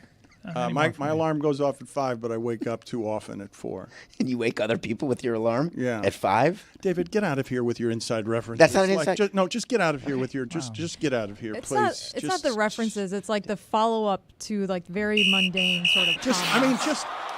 Minor penalty, 2 minutes for boring.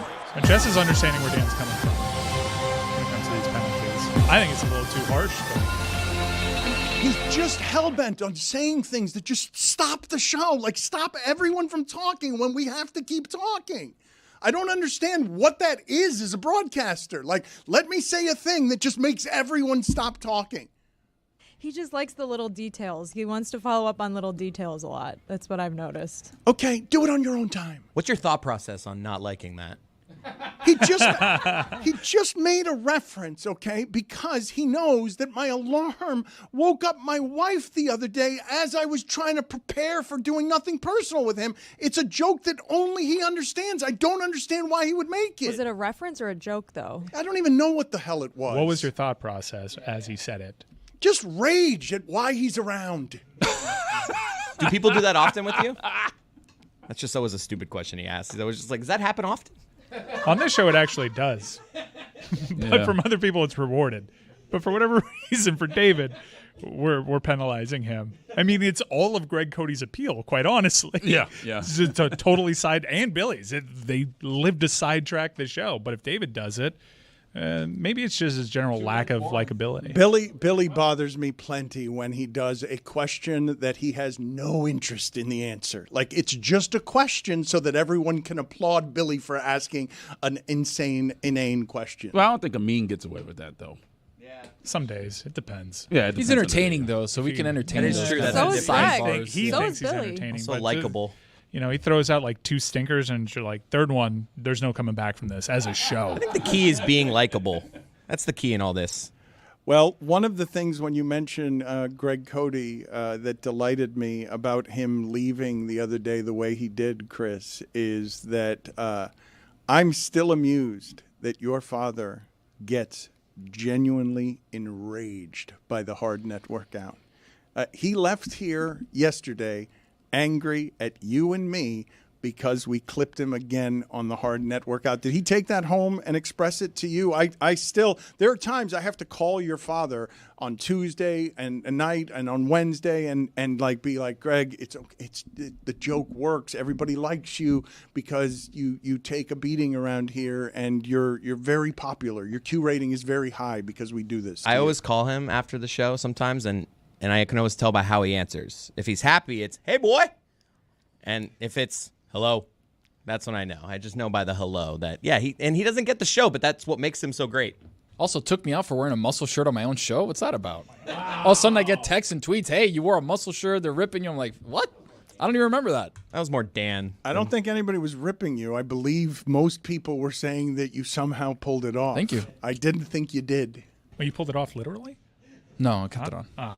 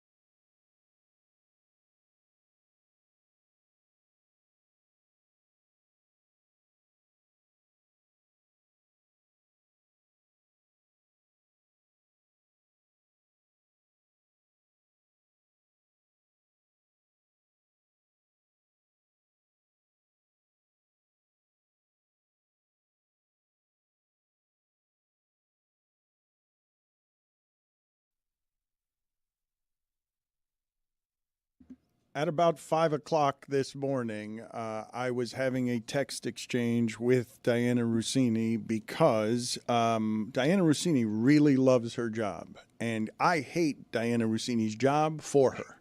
On her behalf, I hate that she was on with us, and we were all enjoying ourselves yesterday. We were doing top 5 ways that David Samson will have no sympathy for you if you die.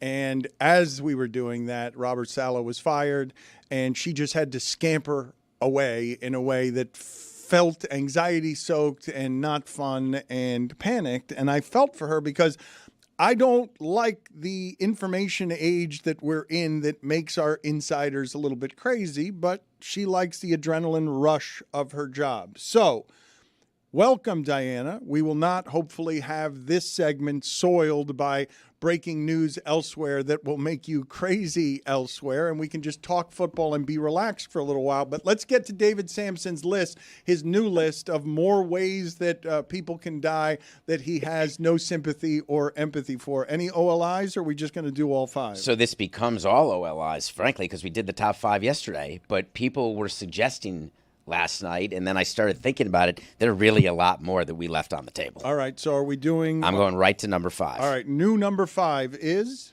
Celebrity race car driving. You're Keanu Reeves, and you're going to crash, and you're going to die like he's in Parenthood. I'm not going to feel badly for you. Number 4. Sailboat guy in the hurricane. Can't be in a sailboat during a hurricane. Number 3. This came from one of your listeners, and it happens in Miami. The 90-mile-per-hour motorcycle guys who weave in and out of traffic. Not my problem if you go flying. That's actually a pretty good one. I've thought that before when Yeah. someone scares me speeding by me. I'm like, what are you doing? You got. And he pops a wheelie. No, what are you doing? Don't feel badly. Number 2. Sorry, folks, but the Hurricane Hunter co-pilots, not the ones who are flying the plane. I'm talking the guys who are in the back taking the measurements, who are jumping around. That's dangerous. It's their job. So It's an important. essential job. Providing information for us. We need their help to save all our lives. I believe that in Twisters, if you let the Dorothy go, Just send that we Dorothy can in. get the readings No, in the storm hurricanes. chasers are different. These are hurricane hunters. Totally different thing. Number 1. Put it on the poll, Juju. Who do you admire more, storm chasers or hurricane hunters? Number Or 1. Dorothy. Number 1, civilian astronauts. If you're going to get shoved up into space, this is a new thing that is now happening, that you can go into space, like the people who went to the Titanic. The same concept. I'm not very empathetic when it goes bad. So when the Challenger exploded, you were like, meh. Those are not civilian astronauts. Not civilians, yeah. Those are NASA Wasn't there a astronauts. teacher on board? Yeah, She there was was a teacher on there. She was trained, Christine McCullough, but she was trained to be an astronaut. But you're really talking about private flight. Yes. Okay, I guess that's a good distinction, but I still think Titan Submersible should have made the list. That's the same concept. When you're doing that, I'm sorry. You're my not problem. sorry. I'm sorry. I'm not sorry. Diana Rossini joins us. She's the senior NFL insider for The Athletic. She's got her podcast, Scoop City. Any you'd like to add to this list, Diana? Any people that you are not sorry at all if they die? They've done something stupid, and there are limits on your compassion. You don't want to extend compassion to somebody because you're all out of compassion. Yeah, I think the most consistent item that's part of all these situations that make me decide that I don't care enough about that person is when they have the camera attached to them, right? So this actually happened to me over the weekend when that motorcycle situation. The guy flew by me, scares me, because it's loud and they're going too fast. But then when I caught up with him eventually at a traffic light, I realized he had the GoPro on his helmet. Who's watching that? Like, I would actually like you to put that up in the poll if you wouldn't mind. Who watches the GoPros of people doing things that everybody does? Like, I never understand that. Diana, he's just watching game tape when he gets home, right? It's the same. It's the all-22 of, hey, maybe I would have hit that lean a little bit sooner if I would have sped it up a little bit faster, slowed down a little bit faster, would have gone over this Honda Civic. Game tape. Yeah, maybe that's what it is. They just want to get better out there. The fact that they're doing it and going home to edit it and post it as if anyone wants to watch that, I don't understand. I never did. Diana, how many teams in the sport are punching themselves in the face because the architecture of where it is they find value made this offseason value the third receiver more than Derrick Henry for 1 year, $9 million? Dallas Cowboys are certainly doing it. It's so interesting you say that though, Dan, because going back to free agency, when we all knew Derrick Henry was going to be on the market, he didn't have some wild amount of teams interested. He definitely had some teams talking with his side, but I remember even talking to him on the record about what was going on, and it kind of was assumed it was going to be Baltimore the whole time. They just needed to try to get to a number that they thought was fair. So I actually think Baltimore went into it not even giving him a lot of money. It turned out that he wound up getting a pretty good deal. But yeah, there's certainly regret. And look, the Tennessee Titans now are struggling as you're seeing, as they're trying to rebuild what they are. They were Derrick Henry, but now with Brian Callahan there, they're trying to be more of a Bengals type offense. But that being said, it's got to be tough to be a Titans fan knowing that just watching Derek Carr on the Ravens, it feels unfair. It's like a superpower that they don't even need. Diana, I'm still reeling from the Jets decision and what Woody Johnson, my background is with front offices. Woody Johnson is going out of his way to let it be known that Aaron Rodgers had nothing to do with this. He's going so far out of his way that it almost feels like overcompensation. And he said that he actually met with Aaron Rodgers Monday, and coincidentally, nothing came up about the head coach. And I will tell you, in 18 years, I never once met with a player where the manager did not come up or the GM did not come up every time. So is Woody just full of it here? Yeah, David, do you find in just your time in your career that the PR of teams is actually the biggest issue? It's not even the decision making. It's who, like, why are you doing this? Who advised you, Woody, to say this way? We all know what's going on. We all know that Aaron Rodgers has all the juice in that building. We all know that this is his ship that everybody is on, and he's the captain of it. Nothing has changed in terms of Aaron Rodgers' power. Now, based on the conversations I was having yesterday, I was told that Aaron knew Woody was contemplating it, but never said, "Are you okay if I fire Robert Saleh tomorrow?"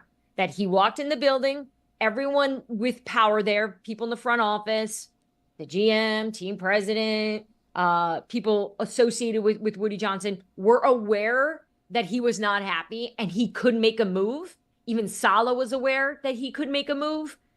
No one really thought he'd do it, though. So when we talk about the shock of it yesterday, I think the shock was not only from the fan base and the media and obviously me specifically on camera, but people in that building were shocked just because they knew that Woody wanted to give Saleh a pretty long leash here to see what he could do with Aaron Rodgers, since he didn't get that opportunity to do it last year. But 5 games was enough for him. So you think all those statements were written after the firing? Because my experience is we write the statements before the firing. Are you asking me about, do I think the Jets did it like in the process that would make a lot of sense? No, I don't think the Jets did the process the right way. I think this is hard because you have an owner who wants to be great. He says the right things in terms of the winning, and he made a good move, in my opinion, to get Aaron Rodgers in that building. But I think the amount of power and control they allowed Aaron Rodgers to have throughout this is what has become the biggest issue here. And I think Saleh dealt with that a lot. They both claim they have a strong relationship. I actually think it's fine. I don't think it's tremendous amount of respect from a space of like, I think you're the best coach I've ever had. I think it was, look, we can make this work. Saleh was very open to listening to Aaron because he was told, like, Aaron, this guy knows how to win. He's a 3-time MVP. He's got a Super Bowl. He understands culture. He understands how to make this offense go. But obviously we've seen the problems that they've had. And they're not making changes with Nathaniel Hackett in terms of moving on from him. He's on this coaching staff. He's not going anywhere. We'll just see if they decide to take the play calling away from him, because that's something Saleh wanted to do. Saleh was looking to make some changes there, but he wasn't able to do it before he got whacked. I was going to actually ask you about that because there were reports that he was going to take play calling away from Hackett, and then Woody Johnson beat him to the punch and was like, actually, you're fired. So is that true? Can you confirm that that's the case, and maybe that's what precipitated the firing when it happened? And also, Diana, can you give us some of the details that you had in your athletic story that most people did not have on some of the things that happened here? Jess, I'll hit you first. So Saleh had conversations with Joe Douglas and even with ownership about taking the play calling away from Nathaniel Hackett and promoting Todd Downing, who's the quarterback's coach. And the reason why Todd Downing is respected, I know just from an offensive side of it in New York, has to do with his ability to connect with the players, his understanding of what they want to do, what Aaron wants to do. But also there's a connection there. You have Tony Dews, the running back coach, and Keith Carter, the offensive line coach. They all coached together in Tennessee. So there's a shared understanding of what they're trying to do. Nathaniel Hackett was kind of the one on the outside there of that group.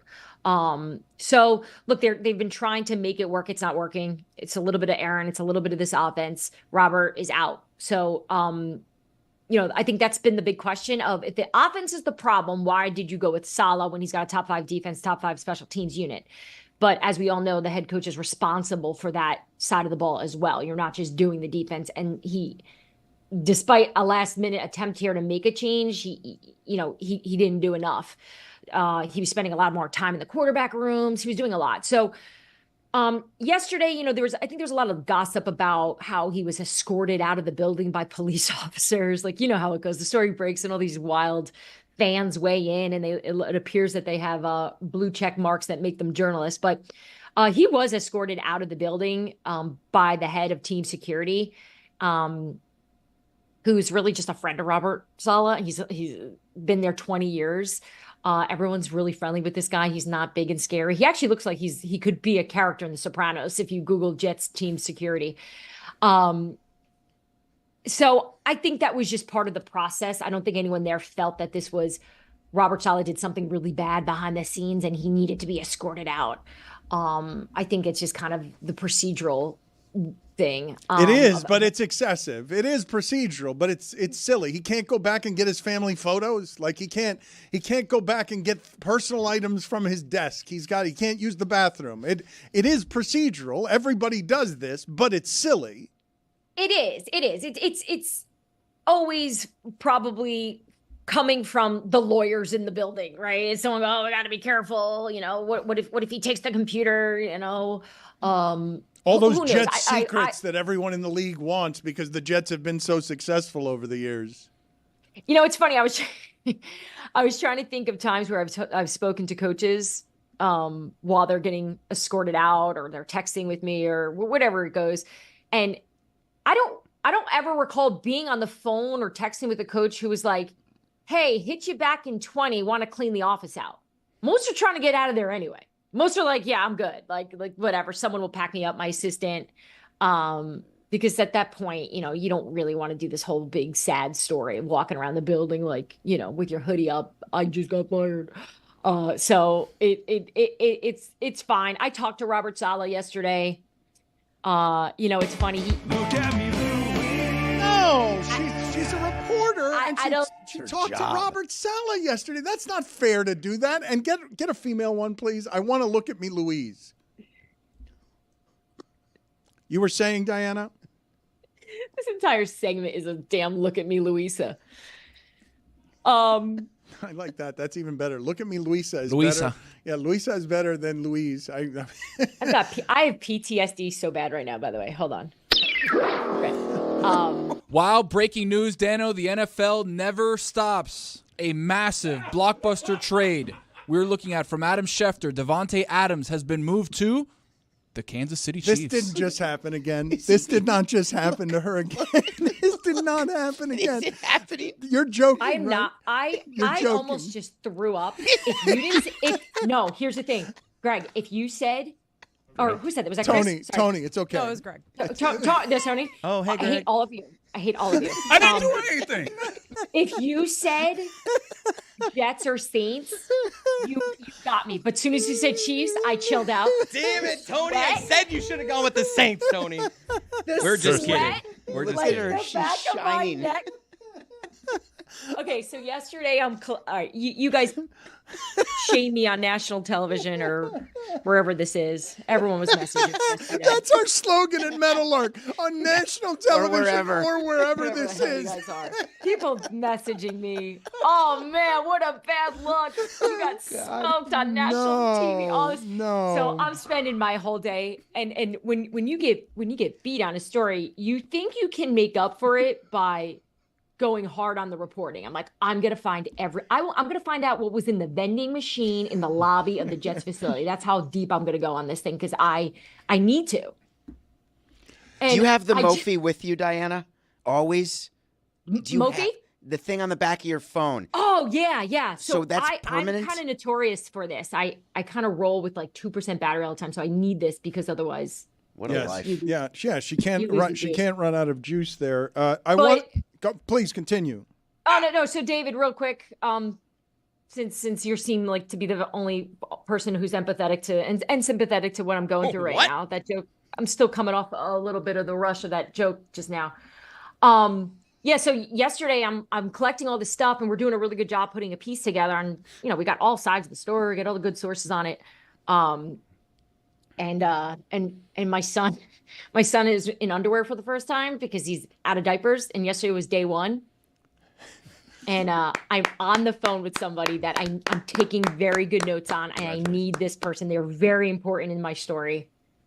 And my little guy, the 1-year-old, is hysterically crying because he could smell the accident that just happened because my son he's learning.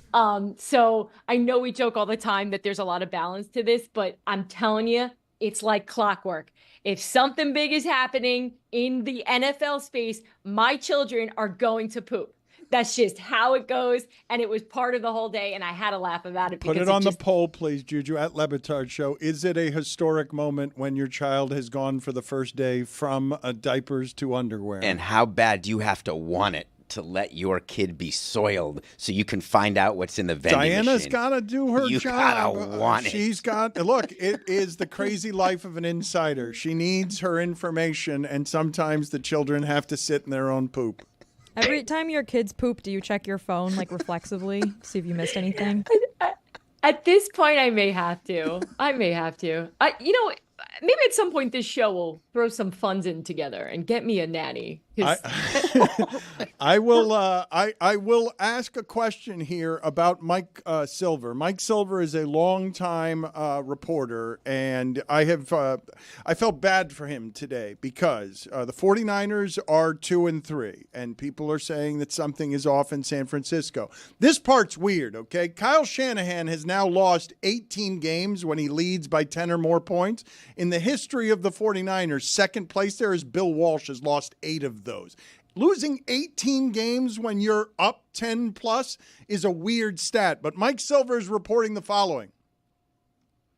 3 players have told Mike Silver that, quote, things are weird in San Francisco. Dynamite reporting. I love that. You get it. If you understand it, you get it. He's 3 people, not 1, not 2. What does 3 that people. mean? Things are weird, for Dan. a while. So can you guys get me? Sorry. You're good. Turn my mic off. So something, I've been in locker rooms with Mike Silver. I don't think I've ever seen anyone work a locker room like that guy. And look, he's great. One of the best sports writers. I read everything he writes. So when he gets people to say the weird thing, it's because it is weird. San Francisco has been weird all summer.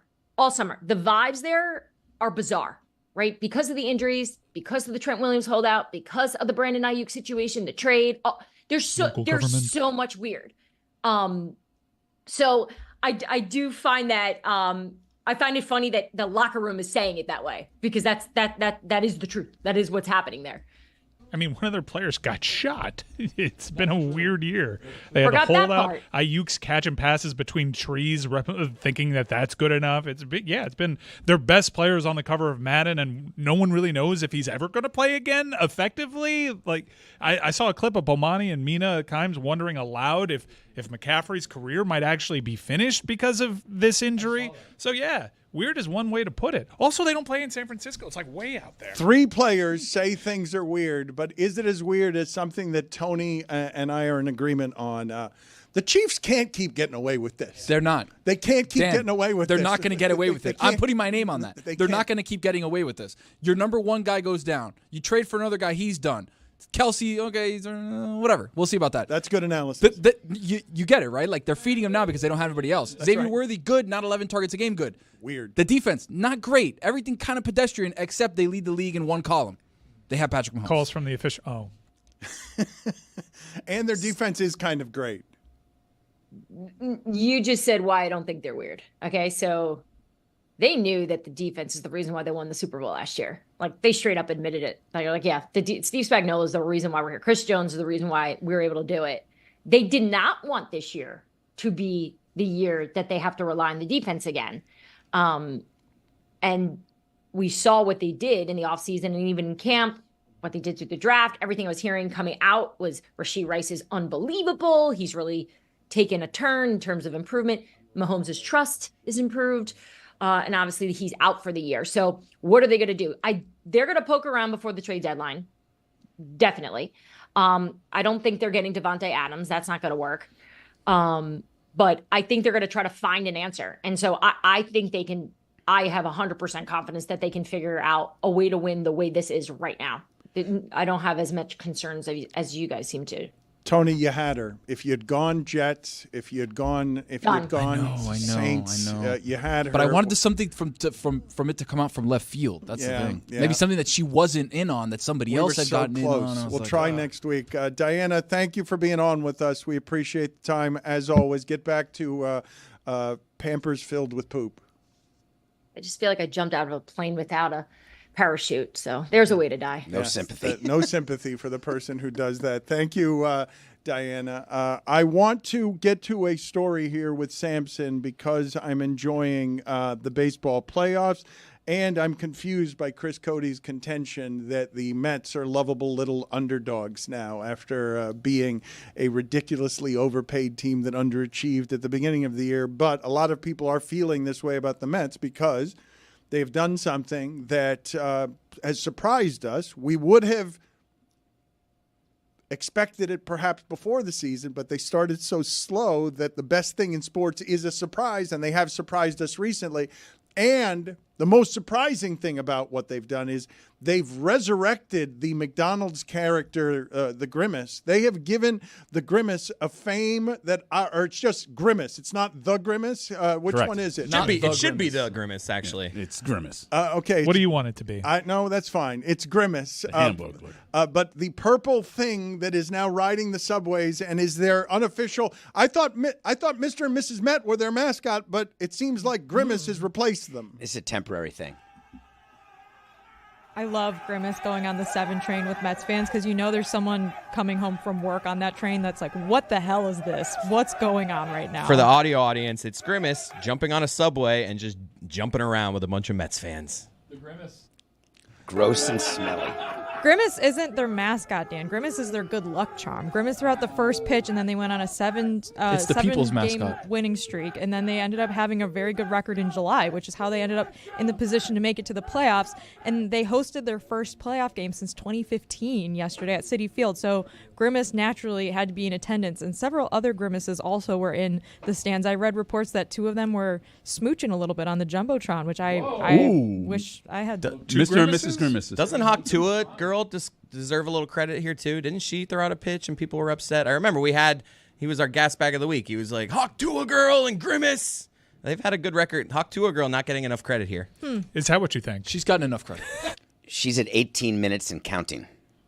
Fame? She is one of the top podcasts in the country. Her time has not yet run out. It is she's somehow still going strong. I'm so interested to see if she snags the exclusive with Kamala at some point later in this election cycle. But Chris, I don't know if they actually won that game, so I don't know how much credit she should or should not be getting. But Grimace rightfully getting a lot of credit. There's also, of course, the Lucky Pumpkin. The Mets are Seymour Wiener, of course. They're running up the score on gimmicks right now to try to get them through this playoffs, and so far it's actually working. That's a lot to go up against if you're an opposing team. They just have all the off-field stuff that needs to come together for a magical run. Phillies just have Bryce Harper's hair. And $300 million payroll. Oh, and the fact that Can Castellanos always hits a mention home that? run. Oh, we can't. That guy cannot hit a home run this week. Samson and I were talking on Nothing Personal here about whether you can have multiple teams of destiny, because there are plenty. The Tigers feel just as destined as the Mets do. The Mets don't get to, just because they've got Grimace, get to be more of a team of destiny than the Tigers. But let's check in with Sal Licata here. This is the angriest you will ever hear anyone about Grimace or mascots in general. The Mets finally are playing well. They go on a winning streak. They've won 5 in a row. Hottest team in baseball, 8 of 10, whatever it may be. Yep. And yet you've got some knuckleheads on social media and elsewhere giving, of all people, credit for this run, Grimace, that fat McDonald's mascot.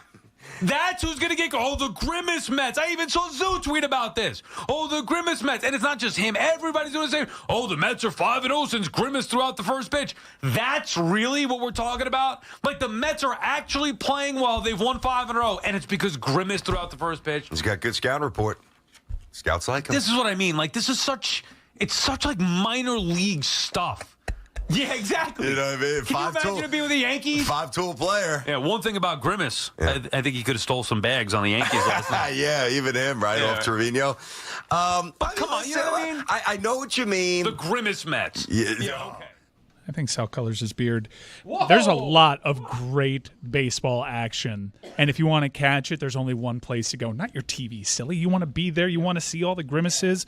Why don't you go to the Game Time app? Yeah. New customers, you get a special deal, $20 off your first purchase by using the promo code DAN. That is promo code DAN. You get panoramic seat views. With a click of a button, you get all-in pricing, all up front, so there are no surprises at checkout. And you get the Game Time low price guarantee. They will match any price that you find out there in the secondary market and even go beyond that. Next level customer service.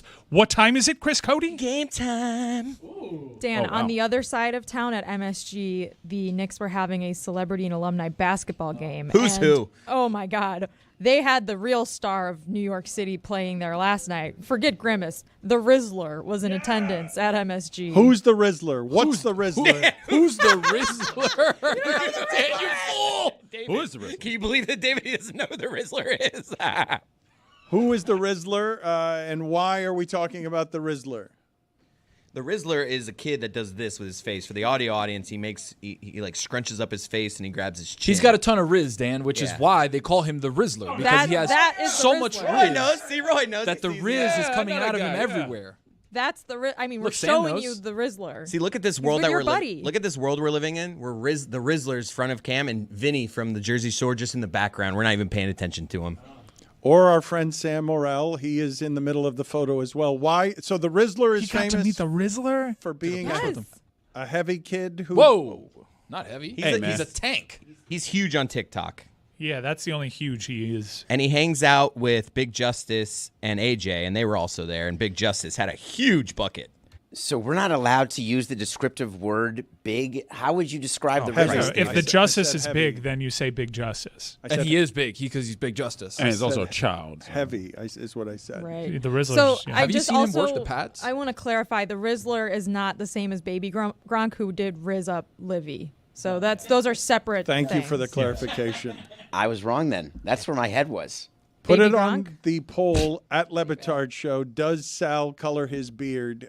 David Samson is a little bit livid. I was going to get to the feud part between Baby Gronk and the Rizzler and Big Justice. There's a bit of a three-way triangle feud there because Baby Gronk says he's the best at football, but we all know it's the Rizzler, the way that he can command the pads. Yeah, but we'll get to that later. I mean, have you seen the bat speed from Big Justice? He's got a good swing. I mean, Jesus. Got a good swing. Feel like I call him Big. David Samson is livid. I'm going to share something I don't think that he wishes for me to share with you. He came back in after being sent to the penalty box, and he was legitimately agitated with me and said very firmly, don't do that again to me. And it's not because he's being sent to the penalty box. I think it's because he doesn't want to be around the germs of children who are just out there nonstop eating sugar and doing. There's a dog out there that he's afraid of. Willow he doesn't want to be around. And they're hanging in that penalty box room. My daughter, I think, is in there coloring right now. No, she's the one. Is she the one wearing red, running back and forth? Yep. As though you're feeding her sugar out of the pixie stick? Yep. Okay, first of all, you cannot sugar shame anyone, David. And second of all, I'm not running around like a chicken without my head. It's like mayhem out there. There's no room for anyone to do work. Obviously, there's no work to be done. But the fact is that Willow is the best behaved non-adult in the room. Wow. The kids are out of their minds. I'm offended I'm not going out there again. I also will back you up on the kids getting people sick thing, because I was with a baby a few weekends ago and everyone's like, oh, the baby got her flu shot and she's like a little sniffly. And I was like, oh, that baby's sick. And they're blowing snot out of that baby's nose left and right with that little snot machine thing. And sure enough, the next morning I woke up and I felt like ass. That baby got me sick like this. That's how it happens. Those kids are disease vectors. This entire thing is a petri dish of disgustingness. And I actually was trying to figure out, I have Coca out there, and I'm asking him. You have Coke out there? Coca. Oh. Coca. No, there may be out there, given the behavior of everyone. I'm asking Coca for an escape plan. I need an escape plan after the show because I can't walk through that. I should have brought Moncala because my daughter is a Moncala prodigy, and she'd whoop any. I'm telling you, my daughter will whoop anyone's ass in Moncala. I don't know what that is. What is it's that? like Come on, you guys know it's a game that has all the grooves, and you take the marbles and you put them in all the different grooves. Really? That would have kept her attention. I should have brought that game. Put it on the poll, please, Juju, at Le Batard Show. Are kids disease vectors? David Samson is a germaphobe. This is a legitimate thing. And kids are illness-spewing machines. And I do think that he is genuinely uncomfortable. I will tell you that he was at my home the other day, and I had to leave for a second to go get something. And when I came back, Samson was fear on his face because I had left him alone with my dog, and he thought my dog was going to eat him. He was the dog was staring at me. He was legitimately afraid. So the fact that Willow is the least afraid, the thing that he's least afraid of out there, suggests to me that he really does look at children and see only sickness and disease. And Willow came in like a bat out of HE double hockey sticks this morning. Did you see that? Sprinted in. That's called a dog being happy to see you. Oh, no, it wasn't. It went right to the food square. Where, by the way, the kids keep going back and forth, too. The Le Batard eating area. David, so you want Coca to create an escape plan for you like a president that's just been shot at? Except I'm not going to do any waving, and I'm not going to yell, fight, fight. I'm going to yell, elevator, elevator. Can we talk about when those snot thingies became a thing? Like, when did we mechanize the little snot suckers I that just got kids one. use? We had a baby shower for my soon-to-be daughter, and I got like 1,000 different things, and one of them's like a little turkey baster that you take the snot out of, and I was like, what am I supposed to do with this? And it's like, oh, you put the water, and it goes that way, and it takes that, and I was like, oh, cool. I'm not going to do They're that. so gross. That is so disgusting. What about a tissue? Well, they're babies. They don't can't- know how to blow their Yeah. nose, so you got to like suck out the mucus for them. It's so gross. Ugh, How many God. kids do you have? Do you not know this? They can't blow their own nose. No, that's my question. Like, what did you do for your kids? Because my parents didn't have a mechanical snot blower thing. You have 3 kids. I went to a baseball game for my kids. He missed their entire childhood. I mean, it's a bad Makes sense that question. you don't know about this. Like, My you don't kids- know that babies can't blow their own nose. There was only You're one gonna try to thing that I reason was with good it? at. Come on. If that's stuck in there, blow your nose. They don't know English. Mike Ryan, I'm surprised by your amount of patience here. And incidentally, I should have said this earlier today. Happy birthday to him. I don't care. Good luck. Happy birthday to Mike Ryan. And as a gift here, because we haven't gotten to it yet, I wanted to allow you some time to talk about the University of Miami. We have a new song to play about the University of Miami football team. I was sort of disappointed, Mike, because I gave the stat earlier this week and everybody just sort of yawned in my face when I said that Cam Ward in the fourth quarter had 277 yards, more than any player in 7 years in the sport. And I pointed out that Iowa didn't have that many yards in its game against Ohio State in all 4 quarters, that Michigan State didn't have that many in its game against Oregon in all 4 quarters. UCLA didn't have that many. Has Florida State had a game with the kind of offensive output that Cam Ward had in just that 4th quarter? FSU These are all bad teams, though. FSU didn't have one against Clemson. Michigan had 10 more yards in the entire game than Cam Ward had in the 4th quarter. Missouri, Air Force, both Rutgers and Nebraska, Stanford, Duke, all of them had fewer yards for 4 quarters than Cam Ward had in a single quarter. He's leading the sport in yards. He's leading the sport in touchdowns. You can say right now there is no bigger star in the sport. You said it. I don't think that there's a bigger star in the sport right now. Shador has national campaigns and Travis Hunter. But those are the Ryan names Williams. right there. Cam Ward is a huge sensation within the sport. If you watch the local Panthers broadcast after the Panthers scored the first goal, people were doing the Cam Ward celebration, which a bunch of opposing players love to do when things are going well, and then they cease doing by the time the clock hits 000. It's been a weird week because I've been made to feel bad about Miami just getting over the line against the likes of Virginia Tech and Cal. And I guess because these are ACC schools, people are convinced they're bad. That Cal, that's not a good win because you came back against them. We don't care that they won at Auburn because Auburn's bad. But we'll count that as a good win if Oklahoma does it at Auburn. So it's just whatever. If people think that Miami's strength of schedule is weak because Miami is beating these teams, like you want to hold up Miami is beating a ranked team. Well, Florida would be ranked if Florida beat Miami. They didn't. Virginia Tech might be ranked if they beat Miami. They didn't. Cal most certainly would be ranked if they beat Miami. They did not. So I think these are ultimately good wins because these are good teams that usually would beat certainly a Miami, but beat other good teams on nights that they don't have their best game. I think Miami is a good team. I think that what you've seen in the last 2 games in those 4th quarters is an incredible quarterback that will not let the turnovers get him down. And I'm really excited because those are really special moments in what is shaping up to be a big-time season for this program. Miami is very good, and it's good that they're winning all of these games against other teams, but I have to disagree. I don't think Cal would be ranked if they beat Miami. They were not receiving votes. They lost to Florida State earlier this season. Well, that's what game day does historically, Jess. Florida They usually go to places Virginia where it's Tech not lost a to tough Vanderbilt opponent. in week 1. I don't think they would be ranked. Vanderbilt just beat somebody, didn't it? It's just funny that Miami gets all this crap for barely beating the likes of Cal, but Alabama can lose to Vanderbilt and the shine doesn't wear off of them all that much. I don't know. I think that people are genuinely questioning Alabama in their secondary. Well, after Alabama losing and to Tennessee Vanderbilt. went on the road in their own conference, weren't able to beat unranked teams. Miami did that, and people hold it against Miami. There was a guy that ranked Miami 16 overall.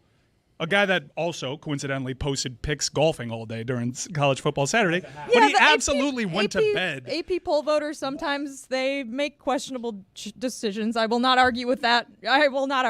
Mike. But Cal currently in F+ is like 60th right now. Cal in also college had the football. number 1 defense in the nation. If you When? look, they had the number 1 defense in the nation headed into that game against Cal? Miami. Yeah, Cal. On number 1 in what? Number 1 in defense. Look at this. Look at the stats. And it's just because Where are Miami you put up. seeing They that? had 10 points. They held Miami to 10 points. Their defense. They have one of the best linebackers in the nation. He was playing like a man possessed. What I'm saying is people think these teams are bad now, and you're doing some of the same stuff because Miami ended up getting the win. I 100% guarantee you Cal is absolutely ranked after that showing on game day. And if they dominate Miami wire to wire like it looked like it would be, they would 100% be ranked. Mike, remember, back to work. Back to work. Yeah. Off week, though. Bye week. I think I get your frustration with the narrative around Miami. There are 2 ACC games in a row where it came down to the wire for them, but they won those. Like, very good teams do have to win close games. Georgia had a close one against Kentucky earlier this season that they ended up winning. And people will hold that against them until they win against a team like Tennessee later this season or Texas or someone else. And the thing I think people are saying about Miami is that if you look down the road at their schedule, not a lot of ranked teams on it, and it's possible that the only good team they play for the rest of the season will be Clemson, potentially in an ACC championship game. Obviously, I think Louisville's pretty good. They'll give them a good fight, but You can't, the thing about Alabama is that Alabama's going to get several chances throughout the rest of their regular season and potentially an SEC championship game to beat more top 10 teams. Miami's not going to get that chance. No doubt. And again, my frustration is that they're not ranked victories because Miami's having the goal to win these games. But you want to talk about Alabama's schedule and Tennessee's schedule and not being compared. Like, they just lost the unranked games. They just went on the road and lost. You're ranked in the top 10, and a lot of them aren't. Yeah. We are going to play a song in a moment. This is from Tim Reynolds, and it's one of the reasons that Miami is being doubted. In their last 2 games, they've allowed 72 points. They have only led for 15 of the 120 minutes. They were down 10 in one fourth quarter and down 20 in another fourth quarter, and they're 2-0 in those games. But I will say again of Cam Ward, the best single-season passing season in the University of Miami's history is Bernie Kosar with 3,642 yards, 15 touchdowns, and 16 interceptions. Cam Ward's on pace to have 1,000 more yards than that and 15 more touchdowns than that. No quarterback has thrown for more than 30 touchdown passes in a season. He's on pace for 40 touchdowns in a season. He's going to obliterate the school record book. He has a shot. We did a show that you were away for, but he actually has a shot at being the NCAA's all-time leading passer when you combine FCS and FBS, depending on how this season goes. Not only that, how comfortable are you with this? Xavier Restrepo, by a wide margin, is going to be Miami's most prolific wide receiver in school history. I think he's only something like 200 yards away from the receiving record at the school. He's going to Let me make you blow feel that better, away. Mike. On your birthday, here's a song. Here's the best birthday song that we can possibly give you. I have to set this one up, though. Mendoza, local kid, went to Columbus, was a starting quarterback for Cal, got absolutely rocked. Brock Osweiler felt really strongly that it was targeting. A lot of people felt some sort of way about it. Close call. But when he went to the sidelines, he was checked up on, and they decided to clear him to return to the game. I am told that this is a song through the perspective of that training staff on that sideline, if one of the members of the training staff just so happened to also be a Miami Hurricanes fan.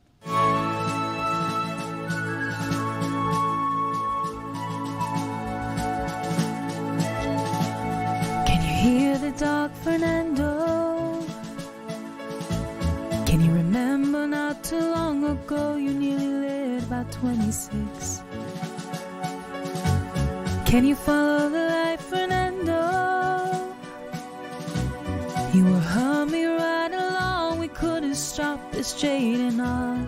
I could tell annoying calls for a crystal moss jar were coming from afar. But they're closer now, Fernando. Every second of this replay seems to last eternally. We were so afraid, Fernando. We were firmly in the top 10 and thought we could crack the top 5. And I'm not ashamed to say the referee's announcement almost made me cry. You first got hit in the shoulder pad. It's not that bad, Fernando. The rest have sided with the you see. No targeting, Fernando. It's history, play. What can you do?